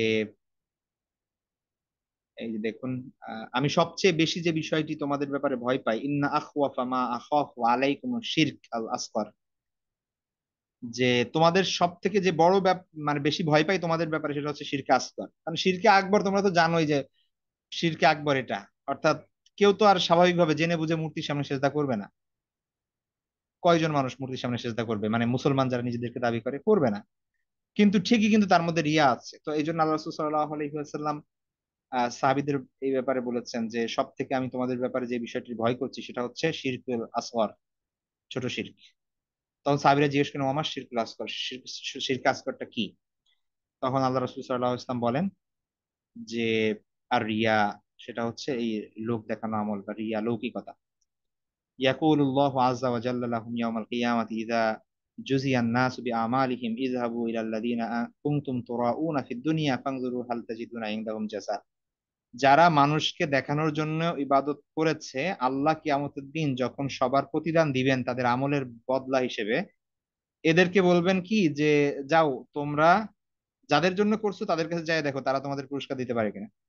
তোমরা তো আমার জন্য করোনি, তোমরা করছো অমুককে দেখানোর জন্য, তাহলে অমুকের কাছে যাও, দেখো সে তোমাকে পুরস্কৃত করতে পারে কিনা। আল্লাহ এটা বলবেন। আর একটা হাদিস, আবু সাইদ খুদরি রাদিয়াল্লাহু তাআলা আনহুর হাদিস। এটা রাসূল সাল্লাল্লাহু আলাইহি ওয়াসাল্লাম বলেছেন, আলা উখবিরুকুম বিমা হুয়া আখওয়াফু আলাইকুম ইনদি মিনাল মাসিহিদ দাজ্জাল। যে দাজ্জালের থেকেও ভয়াবহ ফিতনা কোনটা, ভয়াবহ আমি বেশি ভয় পাই তোমাদের জন্য কোনটা, সেটাকে আমি তোমাদের বলবো না? তখন তিনি বললেন, কুলনা, আমরা বললাম, বালা ইয়া রাসূলুল্লাহ, হে আল্লাহর রাসূল, অবশ্যই। তখন তিনি বলেন, আশিরকুল খাফি, শিরকে খফি, মানে লুকায়িত যে শিরিক। আই ইয়াকুম আর রজুল ইউসাল্লি, যে একটা মানুষ নামাজ পড়তে দাঁড়াবে, ফায়ুজাইয়িনু সালাতাহু লিমা ইয়ারা মিন নাজরি রাজুলিন, যখন সে দেখবে যে অন্য একজন তারে দেখতেছে তখন সে নামাজটা আরো সুন্দর করে ফেলবে।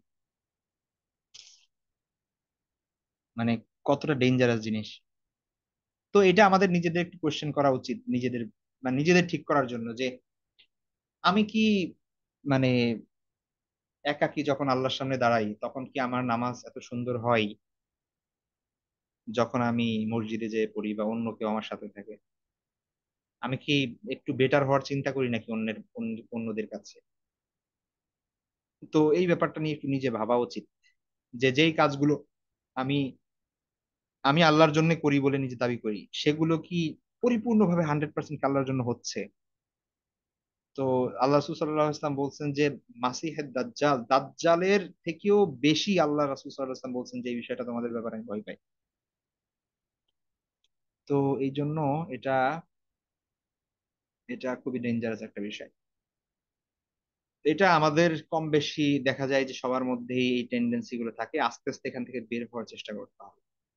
শিরকের ভয়াবহতা এটা অলরেডি ইমানের ক্লাসে আমরা সেদিন আলোচনা করেছিলাম যে শিরক এবং কুফুরের ভয়াবহতা কত খারাপ, ইমানের গুরুত্ব কত বেশি। ইমান না থাকলে, শিরক এবং কুফুর যদি থাকে, সেই ক্ষেত্রে মানুষের মানে যত আমল এই পৃথিবীতে করছে সবই নস্যাৎ, এগুলার কোনো প্রতিদান সে পাবে না। সেই জিনিসগুলো এখানে দেওয়া আছে, আপনারা একটু করে নেবেন কাইন্ডলি। একদম লাস্ট লাস্ট একটা বিষয়, আমরা তারপর এই শেষ করব ক্লাস। দেখুন, শিরকের বাস্তব রূপ একদম প্র্যাকটিক্যাল জায়গায় যদি আমরা দেখি যে বর্তমানে মুশরিক কারা বা শিরিক কারা করছে। এক নাম্বার, মূর্তি পূজারী। মানে মূর্তি পূজারী মানে হচ্ছে, আমরা জানি এখানে বিভিন্ন ধর্মও আসতে পারে, কোনো বা ধর্ম ছাড়া মানুষও আসতে পারে, তাই না? আহ হিন্দুরা যেমন পিওর মূর্তি পূজারী, হিন্দুরা এটার একদম মানে আইডিয়াল এক্সাম্পল। ঠিক আছে, মূর্তি পূজারী। তো আল্লাহকে উপাস্য, মানে কেউ যদি এমন হয় যে আল্লাহকে উপাস্য হিসেবে স্বীকার করে কিন্তু সাথে সাথে মূর্তি পূজাও করে, তারপরেও কিন্তু সে কি হবে, আহ মুশরিক হিসেবে গণ্য হবে। ঠিক আছে, অর্থাৎ সে যদি স্বীকার করে যে একজন স্রষ্টা আছে বা একজন ঈশ্বর আছে, ওইটা মানলো, তারপরেও সে মূর্তি পূজা করছে। তো হিন্দুদের ধর্মগ্রন্থগুলো দেখলে এটা দেখা যায় যে সেখানেও কিন্তু লেখা আছে যে একজন স্রষ্টা, একজন ঈশ্বর। ঠিক আছে, তো কিন্তু তারা মূর্তি পূজা করে। তো তারা একটা ক্লাসিক্যাল এক্সাম্পল মূর্তি পূজার। এরকম বিভিন্ন অধিকাংশ ধর্ম, মেইন যে ধর্মগুলো আছে এগুলো বাদ দিলে দেখা যায় অধিকাংশ যে ধর্মগুলো আছে সেগুলো কোনো না কোনো ভাবে তারা মূর্তি পূজা বা বস্তু পূজা করে, কোনো বিষয়ের পূজা করে, গাছের পূজা করে, সূর্যের পূজা করে, বিভিন্ন ধরনের ধর্ম আছে। খ্রিস্টান, খ্রিস্টানরা তৃত্ববাদের বক্তা তো, কিন্তু মূলত এখানে তারা আল্লাহকে শরীক করে, মানে যদিও তারা দাবি করে যে তারা হচ্ছে মনোথেইস্টিক রিলিজন, এবং নর্মালি মনোথেইস্টিক রিলিজন বলতে আব্রাহামিক তিনটা রিলিজন বলা হয়, ইহুদি, খ্রিস্টান এবং ইসলামকে। কিন্তু অ্যাকচুয়ালি যদি দেখি আমরা, তাহলে খ্রিস্টানরা মূলত একত্ববাদ তাদের মধ্যে নাই। এক তো অধিকাংশ চার্চের মধ্যেই ঈসা আলাইহিস ইসলামের মূর্তি নিয়ে তারা মানে ক্রুশবিদ্ধ সেই ইয়া থাকে, মূর্তি থাকেই। তো এক ধরনের মূর্তি পূজাও এটার মধ্যে চলে আসে। আবার তৃতীয়বাদের যেই তাদের যে কনসেপ্ট সেটা ইটসেলফ এটা হচ্ছে শিরিক। কবর পূজারী, আহ কবরকে কবরের উদ্দেশ্যে মান্যত করা, কবরের উদ্দেশ্যে কুরবানি করা, কবরের কাছে সাহায্য প্রার্থনা করা, সেজদা করা, এটা তো আমাদের বাংলাদেশের মাজারগুলো ঘুরলেই দেখা যায় প্রচুর পরিমাণে। তো যাই হোক, এটা তো অবশ্যই অবশ্যই কোনো কথা ছাড়াই মানে শিরিক। আচ্ছা, একটা বিষয় আমি এখানে বলবো, সেটা হচ্ছে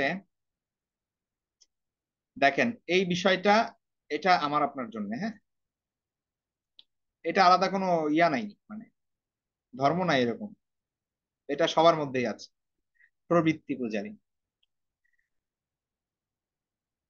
খুব ভালো করে খেয়াল করুন এই জায়গাটায়, অলরেডি আমি শুরুতে কিছু কথা বলেছি যে ইসলাম শব্দের মূল অর্থই আত্মসমর্পণ করা আল্লাহর কাছে, একদম A to Z, up to bottom, প্রতিটা ক্ষেত্রেই হচ্ছে আপনার আল্লাহর সামনে আত্মসমর্পণ করতে হবে।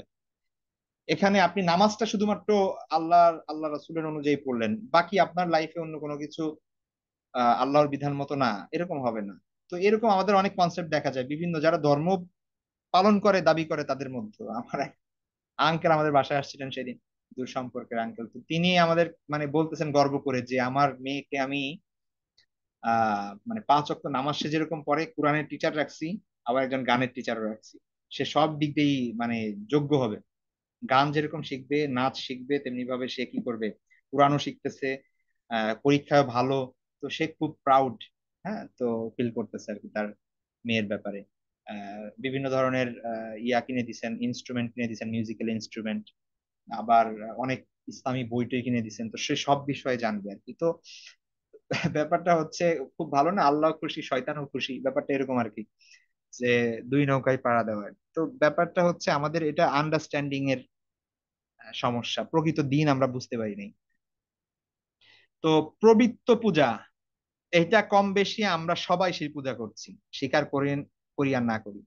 প্রবৃত্তি মানে হচ্ছে নিজের মনের খাহেশ, নিজের মনের খাহেশ।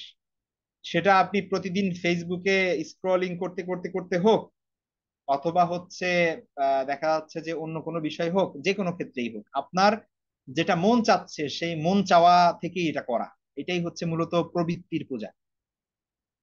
এবং সেটা পূজাটা ভালো করে হবে যখন হচ্ছে আল্লাহ সুবহানাহু ওয়া তাআলা এবং রাসূল সাল্লাল্লাহু আলাইহি ওয়াসাল্লাম যে শরীয়ত নিয়ে এসেছেন, আল্লাহ সুবহানাহু ওয়া তাআলা যে নির্দেশনা আমাদেরকে দিয়েছেন, তার সঙ্গে যখন ডিরেক্ট কন্ট্রাডিক্ট হয় এমন কোনো বিষয় যখন আপনার মনে চাই, তখন হচ্ছে এই পূজাটা চলে আসে। ঠিক আছে, এখন এই পূজা তো যার যার পার্সোনাল দৃষ্টিভঙ্গি থেকে এটা থেকে বের হওয়ার চেষ্টা করতে হবে। এটা এমন না যে এটা দিয়ে মানে মুশরিক ফতোয়া দেওয়া হবে বা হচ্ছে শিরকের ফতোয়া দেওয়া হবে, এরকম বিষয় না, এটা জাস্ট নিজের একটু আত্মসমালোচনার জন্য এই বিষয়টা দেওয়া। দেখুন আল্লাহ সুবহানাহু ওয়া তাআলা কোরআনে বলছেন, আরো আইতা মানিত্তাখাযা ইলাহাহু হাওয়াহু। হাওয়া শব্দের অর্থ হচ্ছে কামনা বাসনা প্রবৃত্তি, মন যা চাই সেটা। আরো আইতা মানিত্তাখাযা ইলাহাহু হাওয়াহু আফা আনতা তাকুনা আলাইহি ওয়াকিলা। আল্লাহ বলছেন যে আপনি কি সেই ব্যক্তির অবস্থা দেখেননি যে তার প্রবৃত্তিকে নিজের ইলাহ হিসেবে ইলাহ বানিয়ে নিয়েছে, নিজের মাবুদ বানিয়ে নিয়েছে। অর্থাৎ সে পূজা করে আল্লাহকে ইলাহ মানার কথা, কিন্তু সে নিজের প্রবৃত্তিকে সে ইলাহ মানছে। ঠিক আছে, তো এই একটা হাদিস দেখুন, আল্লাহ রাসূল সাল্লাল্লাহু আলাইহি ওয়াসাল্লাম বলেছেন, লা ইউমিনু আহাদুকুম হাত্তা ইয়াকুনা হাওয়াহু তাবাআন লিমা জিতু বি। তোমাদের কেউ মুমিন হতে পারবে না যতক্ষণ না আমি যা নিয়ে এসেছি আল্লাহর পক্ষ থেকে, তার প্রবৃত্তি, তার খাহেসাত, তার কামনা বাসনা যতক্ষণ না আমি যা নিয়ে এসেছি সেইটার অনুসারী না হয়।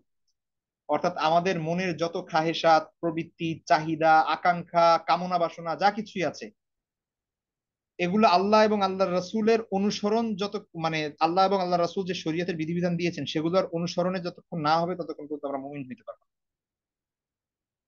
আল্লাহ এবং আল্লাহ রাসূল বলতেছেন এ, আমার মন চাচ্ছে বি। আল্লাহ রাসূল বলতেছেন এক, আমার মন চাচ্ছে দুই। মন চাইতেই পারে, কিন্তু সেটাকে কি করতে হবে না, সেটাকে সেটা থেকে সেটা থেকে নিজেকে নিয়ন্ত্রণ করতে হবে। কখনো ভুল হয়ে গেলে সেটা ক্ষমা চেয়ে নিতে হবে আল্লাহ, কিন্তু ওইটারই পূজা করা যাবে না। পূজা মানে তো বুঝতে পারছি, মানে ওইটাকেই মনে করা যে না এটাই, অনেক অনেক আছে এরকম ইসলামিক মাইন্ডেড। ঠিক আছে, ইসলামিক স্কুলে আমি কিছুদিন পড়িয়েছি, সেখানে স্কুল বাচ্চাদের মানে ক্লাস 7, 6 আহ এই এই বাচ্চাদের আমি মানে জাস্ট, এরা তো বাবা মা ইসলামিক প্র্যাকটিসিং মুসলিম বলেই তো ইসলামিক স্কুলে দিয়েছে, আমার যতটুকু ধারণা আর কি।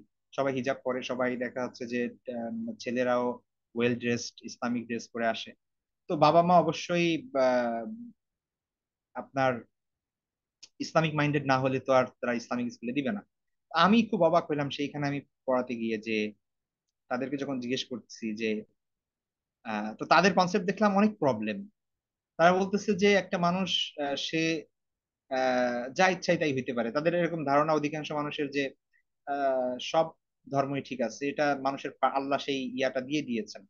তো একজন হিন্দু, সে হিন্দু হয়ে যদি খুশি থাকে ব্যাস সে হিন্দুই হবে, এরকম অনেক ছাত্রের মধ্যে দেখলাম এই ধরনের কনসেপ্ট। যে মানুষ যেটা ভালো মনে করে, আমার কাছে যেটা ভালো মনে হয় ব্যাস আমাকে একটু বাধা না দেয়, কেউ জাজ না করুক, ঠিক আছে। তো এই ধরনের কনসেপ্ট এখন তৈরি হয়ে গেছে মুসলমানদের সন্তানদের মধ্যে, এবং আস্তে আস্তে তৈরি হচ্ছে, এটার প্রবণতা হচ্ছে এই যে আপনার ওয়েস্টার্ন কালচার। এবং এটা সর্বশেষ সর্বশেষ স্তর কোথায়, এই যে আপনারা এখন এলজিবিটি কিউ দেখেন, ট্রান্সজেন্ডারিজম দেখেন, তারপরে হচ্ছে হোমোসেক্সুয়ালিটি দেখেন, এগুলো সব ঠিক আছে। একটা একটা ছেলের আর একটা ছেলেকে ভালো লাগতেছে, একটা মেয়ের আর একটা মেয়েকে ভালো লাগতেছে, এখন তার মনে চাচ্ছে, তার কামনা বাসনা, তার প্রবৃত্তি ওরকম।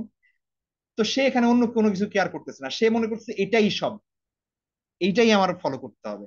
এবং আমরা মানে আমাদের সমাজ যেহেতু ওয়েস্টার্ন কালচারকেই আমরা ভ্যালু দিচ্ছি, তো ওই ওই ওয়েস্টার্ন কালচারে বলা হচ্ছে যে তুমি যা চাও তুমি তাই হতে পারবা। মানে এখানে মানে মানে কি বলে, লিবারালিজমের সর্বোচ্চ স্তর আর কি, যেটা বলে আমরা লিবারালিজম, বা এই বিষয়গুলো নিয়ে সামনে আলোচনা করবো, কুফুরের বিষয় ইনশাল্লাহ। তো মানে এখন দর্শনটাই এমন যে ব্যক্তি স্বাধীনতা এত চূড়ান্ত স্তরে পৌঁছেছে যে আপনি কোনো কিছুতেই হস্তক্ষেপ করতে পারবেন না। বিশেষ করে আপনি যদি ওয়েস্টার্ন কোনো কান্ট্রিতে বড় হন, আপনার ছেলে মেয়ে ইসলামের বাইরে গেলে আপনি কিছুই করতে পারবেন না। তারা যদি আল্লাহ না করুক যদি হোমোসেক্সুয়াল হয়ে যায়, অথবা হচ্ছে যদি ওই ধরনের হয়ে যায়, আহ, আপনি কিছুই করতে পারবেন না, রাষ্ট্র তাকে সেই স্বাধীনতা দিয়ে দিয়েছে। বাবা মাকে আহ, ছেলে মেয়ের সাথে দেখাই করতে দিবে না সারা জীবনে, এমন একটা অবস্থা করে দিবে। তো এটা কোত্থেকে আসছে, এই যে আমরা যখন আল্লাহর দাসত্ব উবুদিয়া সেইখান থেকে বের হয়ে যখন ফ্রি হইছি, ফ্রি হতে হতে হতে এমন হয়ে গেছে যে আমরা এখন একদম ফ্রি, যা ইচ্ছা তাই হতে পারবো, যা ইচ্ছা তাই করতে পারবো। আমাদের মনের আকাঙ্ক্ষাই আমাদের গড। সুতরাং একজন যদি বলতেছে যে আমি ছেলে হিসেবে জন্মগ্রহণ করেছি, সে বলতেছে না আমি মেয়ে, তো সে মেয়ে। এখন বলতেছে একজন মেয়ে হয়ে জন্মগ্রহণ করতেছে, সে নিজে বলতেছে না আমি ছেলে, তো সে ছেলে। চিন্তা করতে পারেন ম্যাডনেস। এটা কিসের ফল? এটা এই হাদিস এবং কোরআনের দিকে তাকান আপনি, এটা হচ্ছে স্বাধীনতার ফল। আল্লাহর দাসত্ব থেকে বের হয়ে যে আপনি স্বাধীন হয়েছেন, আল্লাহর হুকুম আহকামের উপর যে আপনার প্রবৃত্তি, আপনার কামনা বাসনাকে প্রাধান্য দিয়েছেন, এটা হচ্ছে সেটার ফল। এবং এর এর এরপরে আরো অনেক গন্তব্য, আরো অনেক দূরে, আরো যে কোথায় যাবে তার কোনো ঠিক নেই। তো এই জন্য আমরা চেষ্টা করব নিজেদের জায়গা থেকে, যে নিজেদের যত ব্যক্তিগত প্রবৃত্তি, কামনা বাসনা, খাহিসা যাই হোক না কেন, যত ইচ্ছাই হোক না কেন, আমার কাছে যতই আমি ভালো মনে হোক না কেন, এটা আল্লাহ এবং আল্লাহ রাসূলের বিধানের বিরুদ্ধে, শরীয়তের বিরুদ্ধে, আত্মসমর্পণ করুন। আপনি একজন মুসলমান হয়ে যান, মুসলিম হয়ে যান। মুসলিম মানে হচ্ছে আত্মসমর্পণকারী। আপনি বলেন যে আল্লাহ ভালো জানেন, আমি আল্লাহ যা বলছেন সেটাই মেনে নিব। এইটার মধ্যেই সফলতা। এখানে আরো কিছু বিষয় আছে, দুনিয়া পূজারী, বস্তুবাদী, এগুলা কথা বললে অনেক লম্বা হয়ে যাবে। আর একটা জিনিস আছে ক্ষমতা পূজারী, শাসক, আল্লাহদ্রোহী শাসক গোষ্ঠী, তাগুত বলা হয়। ব্যক্তি পূজারী, বস্তুবাদী, গণক, জাদুকর। এখানে আপনারা পার্সোনালি এগুলো পড়ে নিন, কিছু অনেক সময় হয়ে গেছে আমাদের বেশি। আমি চ্যাট বক্স ওপেন করে দিচ্ছি, মাইক ওপেন করে দিচ্ছি, কারো যদি কোনো কোশ্চেন থাকে সেটা করতে পারেন। আমাদের সময় প্রায় শেষের দিকে, 2 মিনিটের মধ্যে আমরা লিভ নিব ইনশাল্লাহ। আসসালামু আলাইকুম। ওয়ালাইকুম আসসালাম। উম, ভাই, এই জোহরের যে 4 রাকাত সুন্নত নামাজ, ওটা 2 রাকাত হিসাবে পড়তে হবে না 4 রাকাত একসঙ্গে? একসঙ্গেই পড়েন। আপনি একসঙ্গে। কিভাবে পড়েন, কিভাবে পড়েন এখন? একসঙ্গেই পড়তাম, তারপরে বিভিন্ন স্কলারদের ইয়েতে শুনলাম, আমার একটা আচ্ছা, বোন এই আছে জিনিসগুলো কানাডা। আমরা, আচ্ছা ঠিক আছে, আপনি একসঙ্গে পড়েন, সমস্যা নেই, যেহেতু একসঙ্গে আমি পড়তেন দুই একসঙ্গে। রাকাত করেও পড়তেছিলাম। আচ্ছা, আমি আপনি এভাবে এখন যেভাবে পড়তেছেন সেভাবে পড়েন, হ্যাঁ। ফিকহের আলোচনা হলে আমরা এই বিষয়গুলো নিয়ে ডিল করবো ইনশাল্লাহ প্র্যাকটিক্যালি। আচ্ছা আচ্ছা, ঠিক আছে, আসসালামু আলাইকুম জাজাকাল্লাহ। টপিক রহমতুল্লাহ। সংক্রান্ত যদি কারো কোনো আলোচনা থাকে বা কথা থাকে সেটা বলতে পারেন। হ্যাঁ জি, বলুন। আমি একটা বিষয় একটু শুনলাম যেটা বেদাত, তো এই জন্য আমি একটু জানতে চাচ্ছি প্লিজ। নামাজের শুরুতে আউযুবিল্লাহ বিসমিল্লাহ পড়ার নাকি বিধান নাই, এটা নামাজের ভেতরে সানা পড়ার পরে যে আউযুবিল্লাহ বিসমিল্লাহ বলা হচ্ছে ওইটাই বলতে হবে। নামাজের শুরুতে জায়নামাজে দাঁড়িয়ে আউযুবিল্লাহ বিসমিল্লাহ নাকি বিধান, এটা কি সঠিক? এটা কোথায় পেয়েছেন নামাজের জায়নামাজে দাঁড়িয়ে আউযু বিল্লাহ বিসমিল্লাহ? তা আমি কখনো শুনি নাই। আহ, সেটাই তো, আপনি কেউ এটা যদি প্র্যাকটিক্যালি এরকম পড়ে কিনা আমি জানি না, অনেক প্র্যাকটিস আছে বিভিন্ন, আমি এটা প্রথম শুনলাম।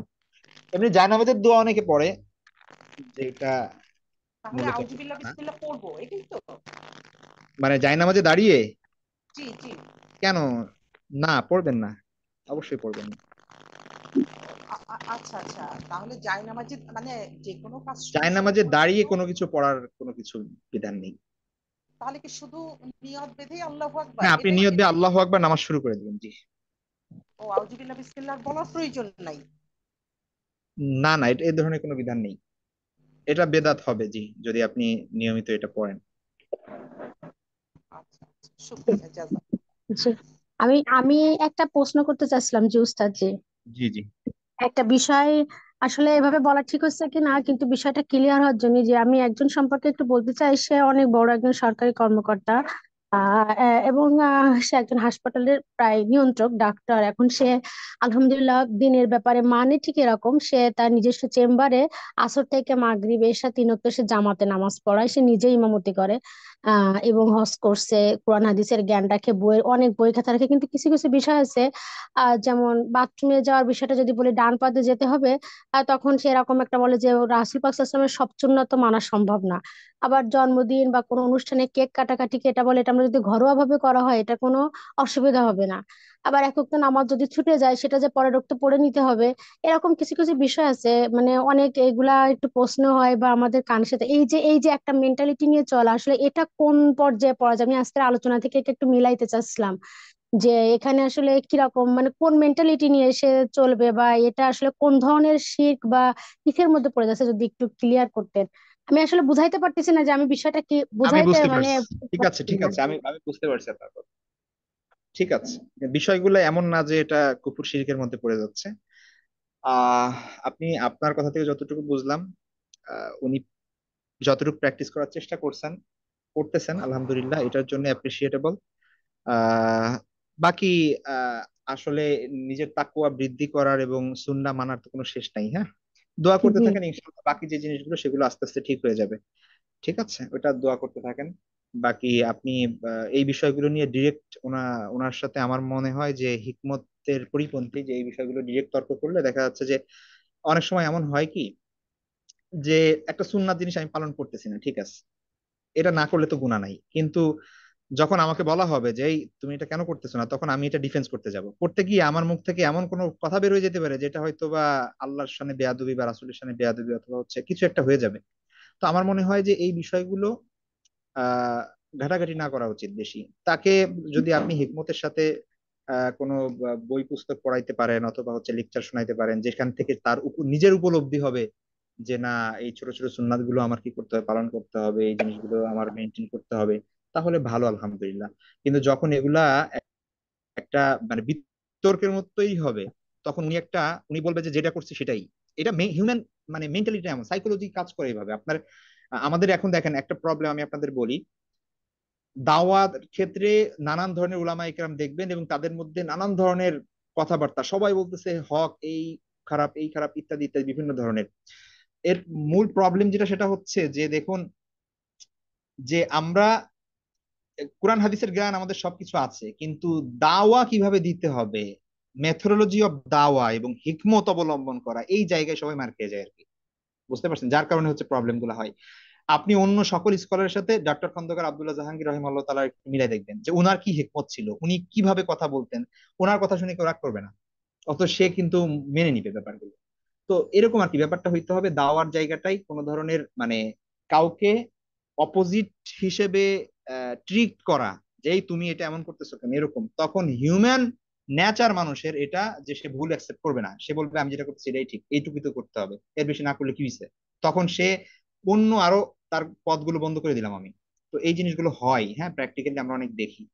তো তিনি যেহেতু ফরজ বিধানগুলো পালন করতেছেন, যতটুকু সম্ভব চেষ্টা করতেছেন, ব্যাস আলহামদুলিল্লাহ, দোয়া করতে থাকেন। তাকে অন্যভাবে আপনি যদি চান যে আস্তে আস্তে তার ইমান বৃদ্ধি হবে, ওইটা আস্তে আস্তে ইনশাল্লাহ দোয়া করতে থাকেন। আপনি বই পুস্তক পড়ান বা হচ্ছে ইসলামিক বই পুস্তক পড়তে থাকুক, লেকচার শুনতে থাকুক, আস্তে আস্তে ঠিক হবে ইনশাল্লাহ। কিন্তু এটা নিয়ে আর্গুমেন্টের দরকার নাই, এটা আর ক্ষতি হবে। জি, আর কোনো বিষয়? ফজরের নামাজ 2 রাকাত, ফরজের যদি জামাতে দাঁড়িয়ে যায় তো সুন্নতটা পড়বো না ফরজটা জামাতে দাঁড়িয়ে পড়বো? আচ্ছা, আপনি আপনি ফরজের অন্য যে কোনো সুন্নাত হলে আপনি জামাতে দাঁড়ায় যাবেন। আর ফজরের যে সুন্নাতটা আছে এটার গুরুত্ব একটু বেশি। আপনি যদি মনে করেন যে রুকুতে যাওয়ার আগে ইমাম সাহেব আপনি নামাজটা ধরতে পারবেন, যেহেতু হাদিসের মধ্যে আছে কেউ যদি রুকু পেয়ে যায় তাহলে সে জামাত পেয়ে যাবে, তাহলে আপনার জন্য এটা জায়েজ যে আপনি কি করবেন, না 2 রাকাত নামাজ পড়ে ধরতে পারেন। আবার আপনি যদি চান যে না না পড়ে আপনি ডিরেক্ট নামাজ পড়বেন, তো সেটাও সম্ভব, কোনো সমস্যা নেই। তবে যদি এমন হয় যে আপনি 1 রাকাত মিস হয়ে যাবে আপনি এই 2 রাকাত পড়তে পড়তে, তো সেই ক্ষেত্রে আপনি অবশ্যই সুন্নাতে দাঁড়াবেন না, আপনি জামাতের সাথে দাঁড়াবেন, শরীক হবেন। তো তাহলে সুন্নতে কি পড়া আমাকে আদায় করতে হবে? আদায় করতে হবে ব্যাপারটা এমন না, তবে আপনি চাইলে পরবর্তীতে আদায় করে নিতে পারেন, যেহেতু সুন্নাতের আসলে কোনো কাজা নাই, এটা হচ্ছে একটা বিষয়, না করলে আপনার গুনাহ হবে না। তবে একটা হাদিসের মধ্যে আমরা পাই যে আল্লাহ রাসূল সাল্লাল্লাহু আলাইহি ওয়াসাল্লাম একবার আসরের পরে 2 রাকাত নামাজ পড়লেন। তো এক উম্মুল মুমিনিন জিজ্ঞেস করলেন যে হে আল্লাহ রাসূল, আপনাকে এমন কিছু করতে দেখলাম যে আগে কখনো দেখি নাই, এই সময় তো আপনি নামাজ পড়েন না। তো তখন তিনি বললেন যে জোহরের পরে যে 2 রাকাত নামাজ ও অন্য একটা দল আসছিল তখন আমি পড়তে ভুলে গিয়েছিলাম, আমার সময় পাই নাই, তো সেটা পড়ে নিলাম। তো এই হাদিসের ক্ষেত্রে আমরা দেখি যে সুন্নাতটাও চাইলে ছুটে গেলে পরে পড়ে নেওয়া যাবে, তো আপনি পড়ে নিতে পারেন, কিন্তু এটা না পড়লে গুনাহ হবে ব্যাপারটা এমন না। জি জি, ঠিক আছে। আসসালামু আলাইকুম রহমতুল্লাহ। ওয়ালাইকুম আসসালাম।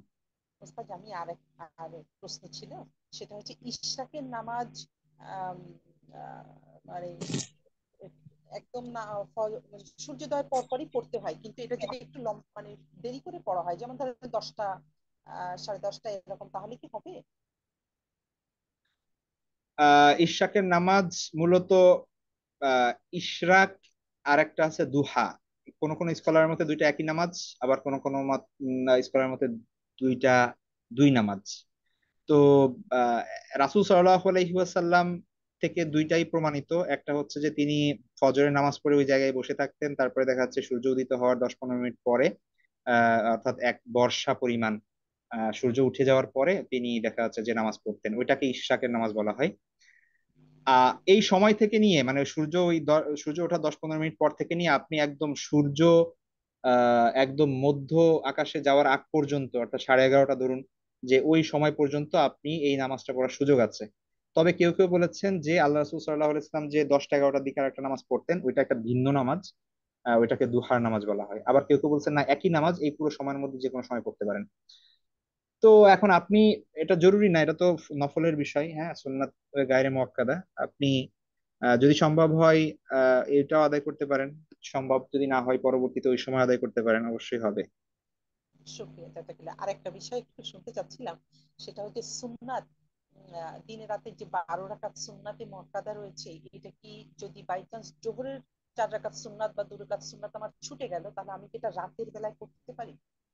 ওইটাই তো বললাম যে যে ছুটে গেলে আপনি পরে আদায় করে নিতে পারেন, এটা আমরা একটা হাদিস থেকে প্রমাণ পাই, বাকি সুন্নাতের কোনো কাজা নাই, হ্যাঁ, যেহেতু তখন একটা নিয়ত মানে ফজিলত আছে। তখন আমি নিয়তটা কি করব? মানে এটা জোহরের টাইমে তো জোহর 2 রাকাত সুন্নাত, এটা হচ্ছে অন্তরের ভাবনায় থাকে। হ্যাঁ, তাহলে ওইটাই আমি অন্তরে ভাবনায় রাখবেন, ওইটাই অন্তরে ভাবনায় রাখবেন। তাহলে জোহরের, রাতের বেলা যদি পড়ি তাহলে জোহরের 2 রাকাত সুন্নাত এই ভাবনাটাই অন্তরে থাকবে। হ্যাঁ, আপনি তো যেটা পড়বেন সেটার ভাবনাই অন্তরে থাকবে, তো আপনি জোহরেরটা পড়তে চাচ্ছেন তো অন্তরে তো ওটাই রাখবে। জি, শুক্রিয়া, জাজাকাল্লাহ। স্যার আসসালামু আলাইকুম।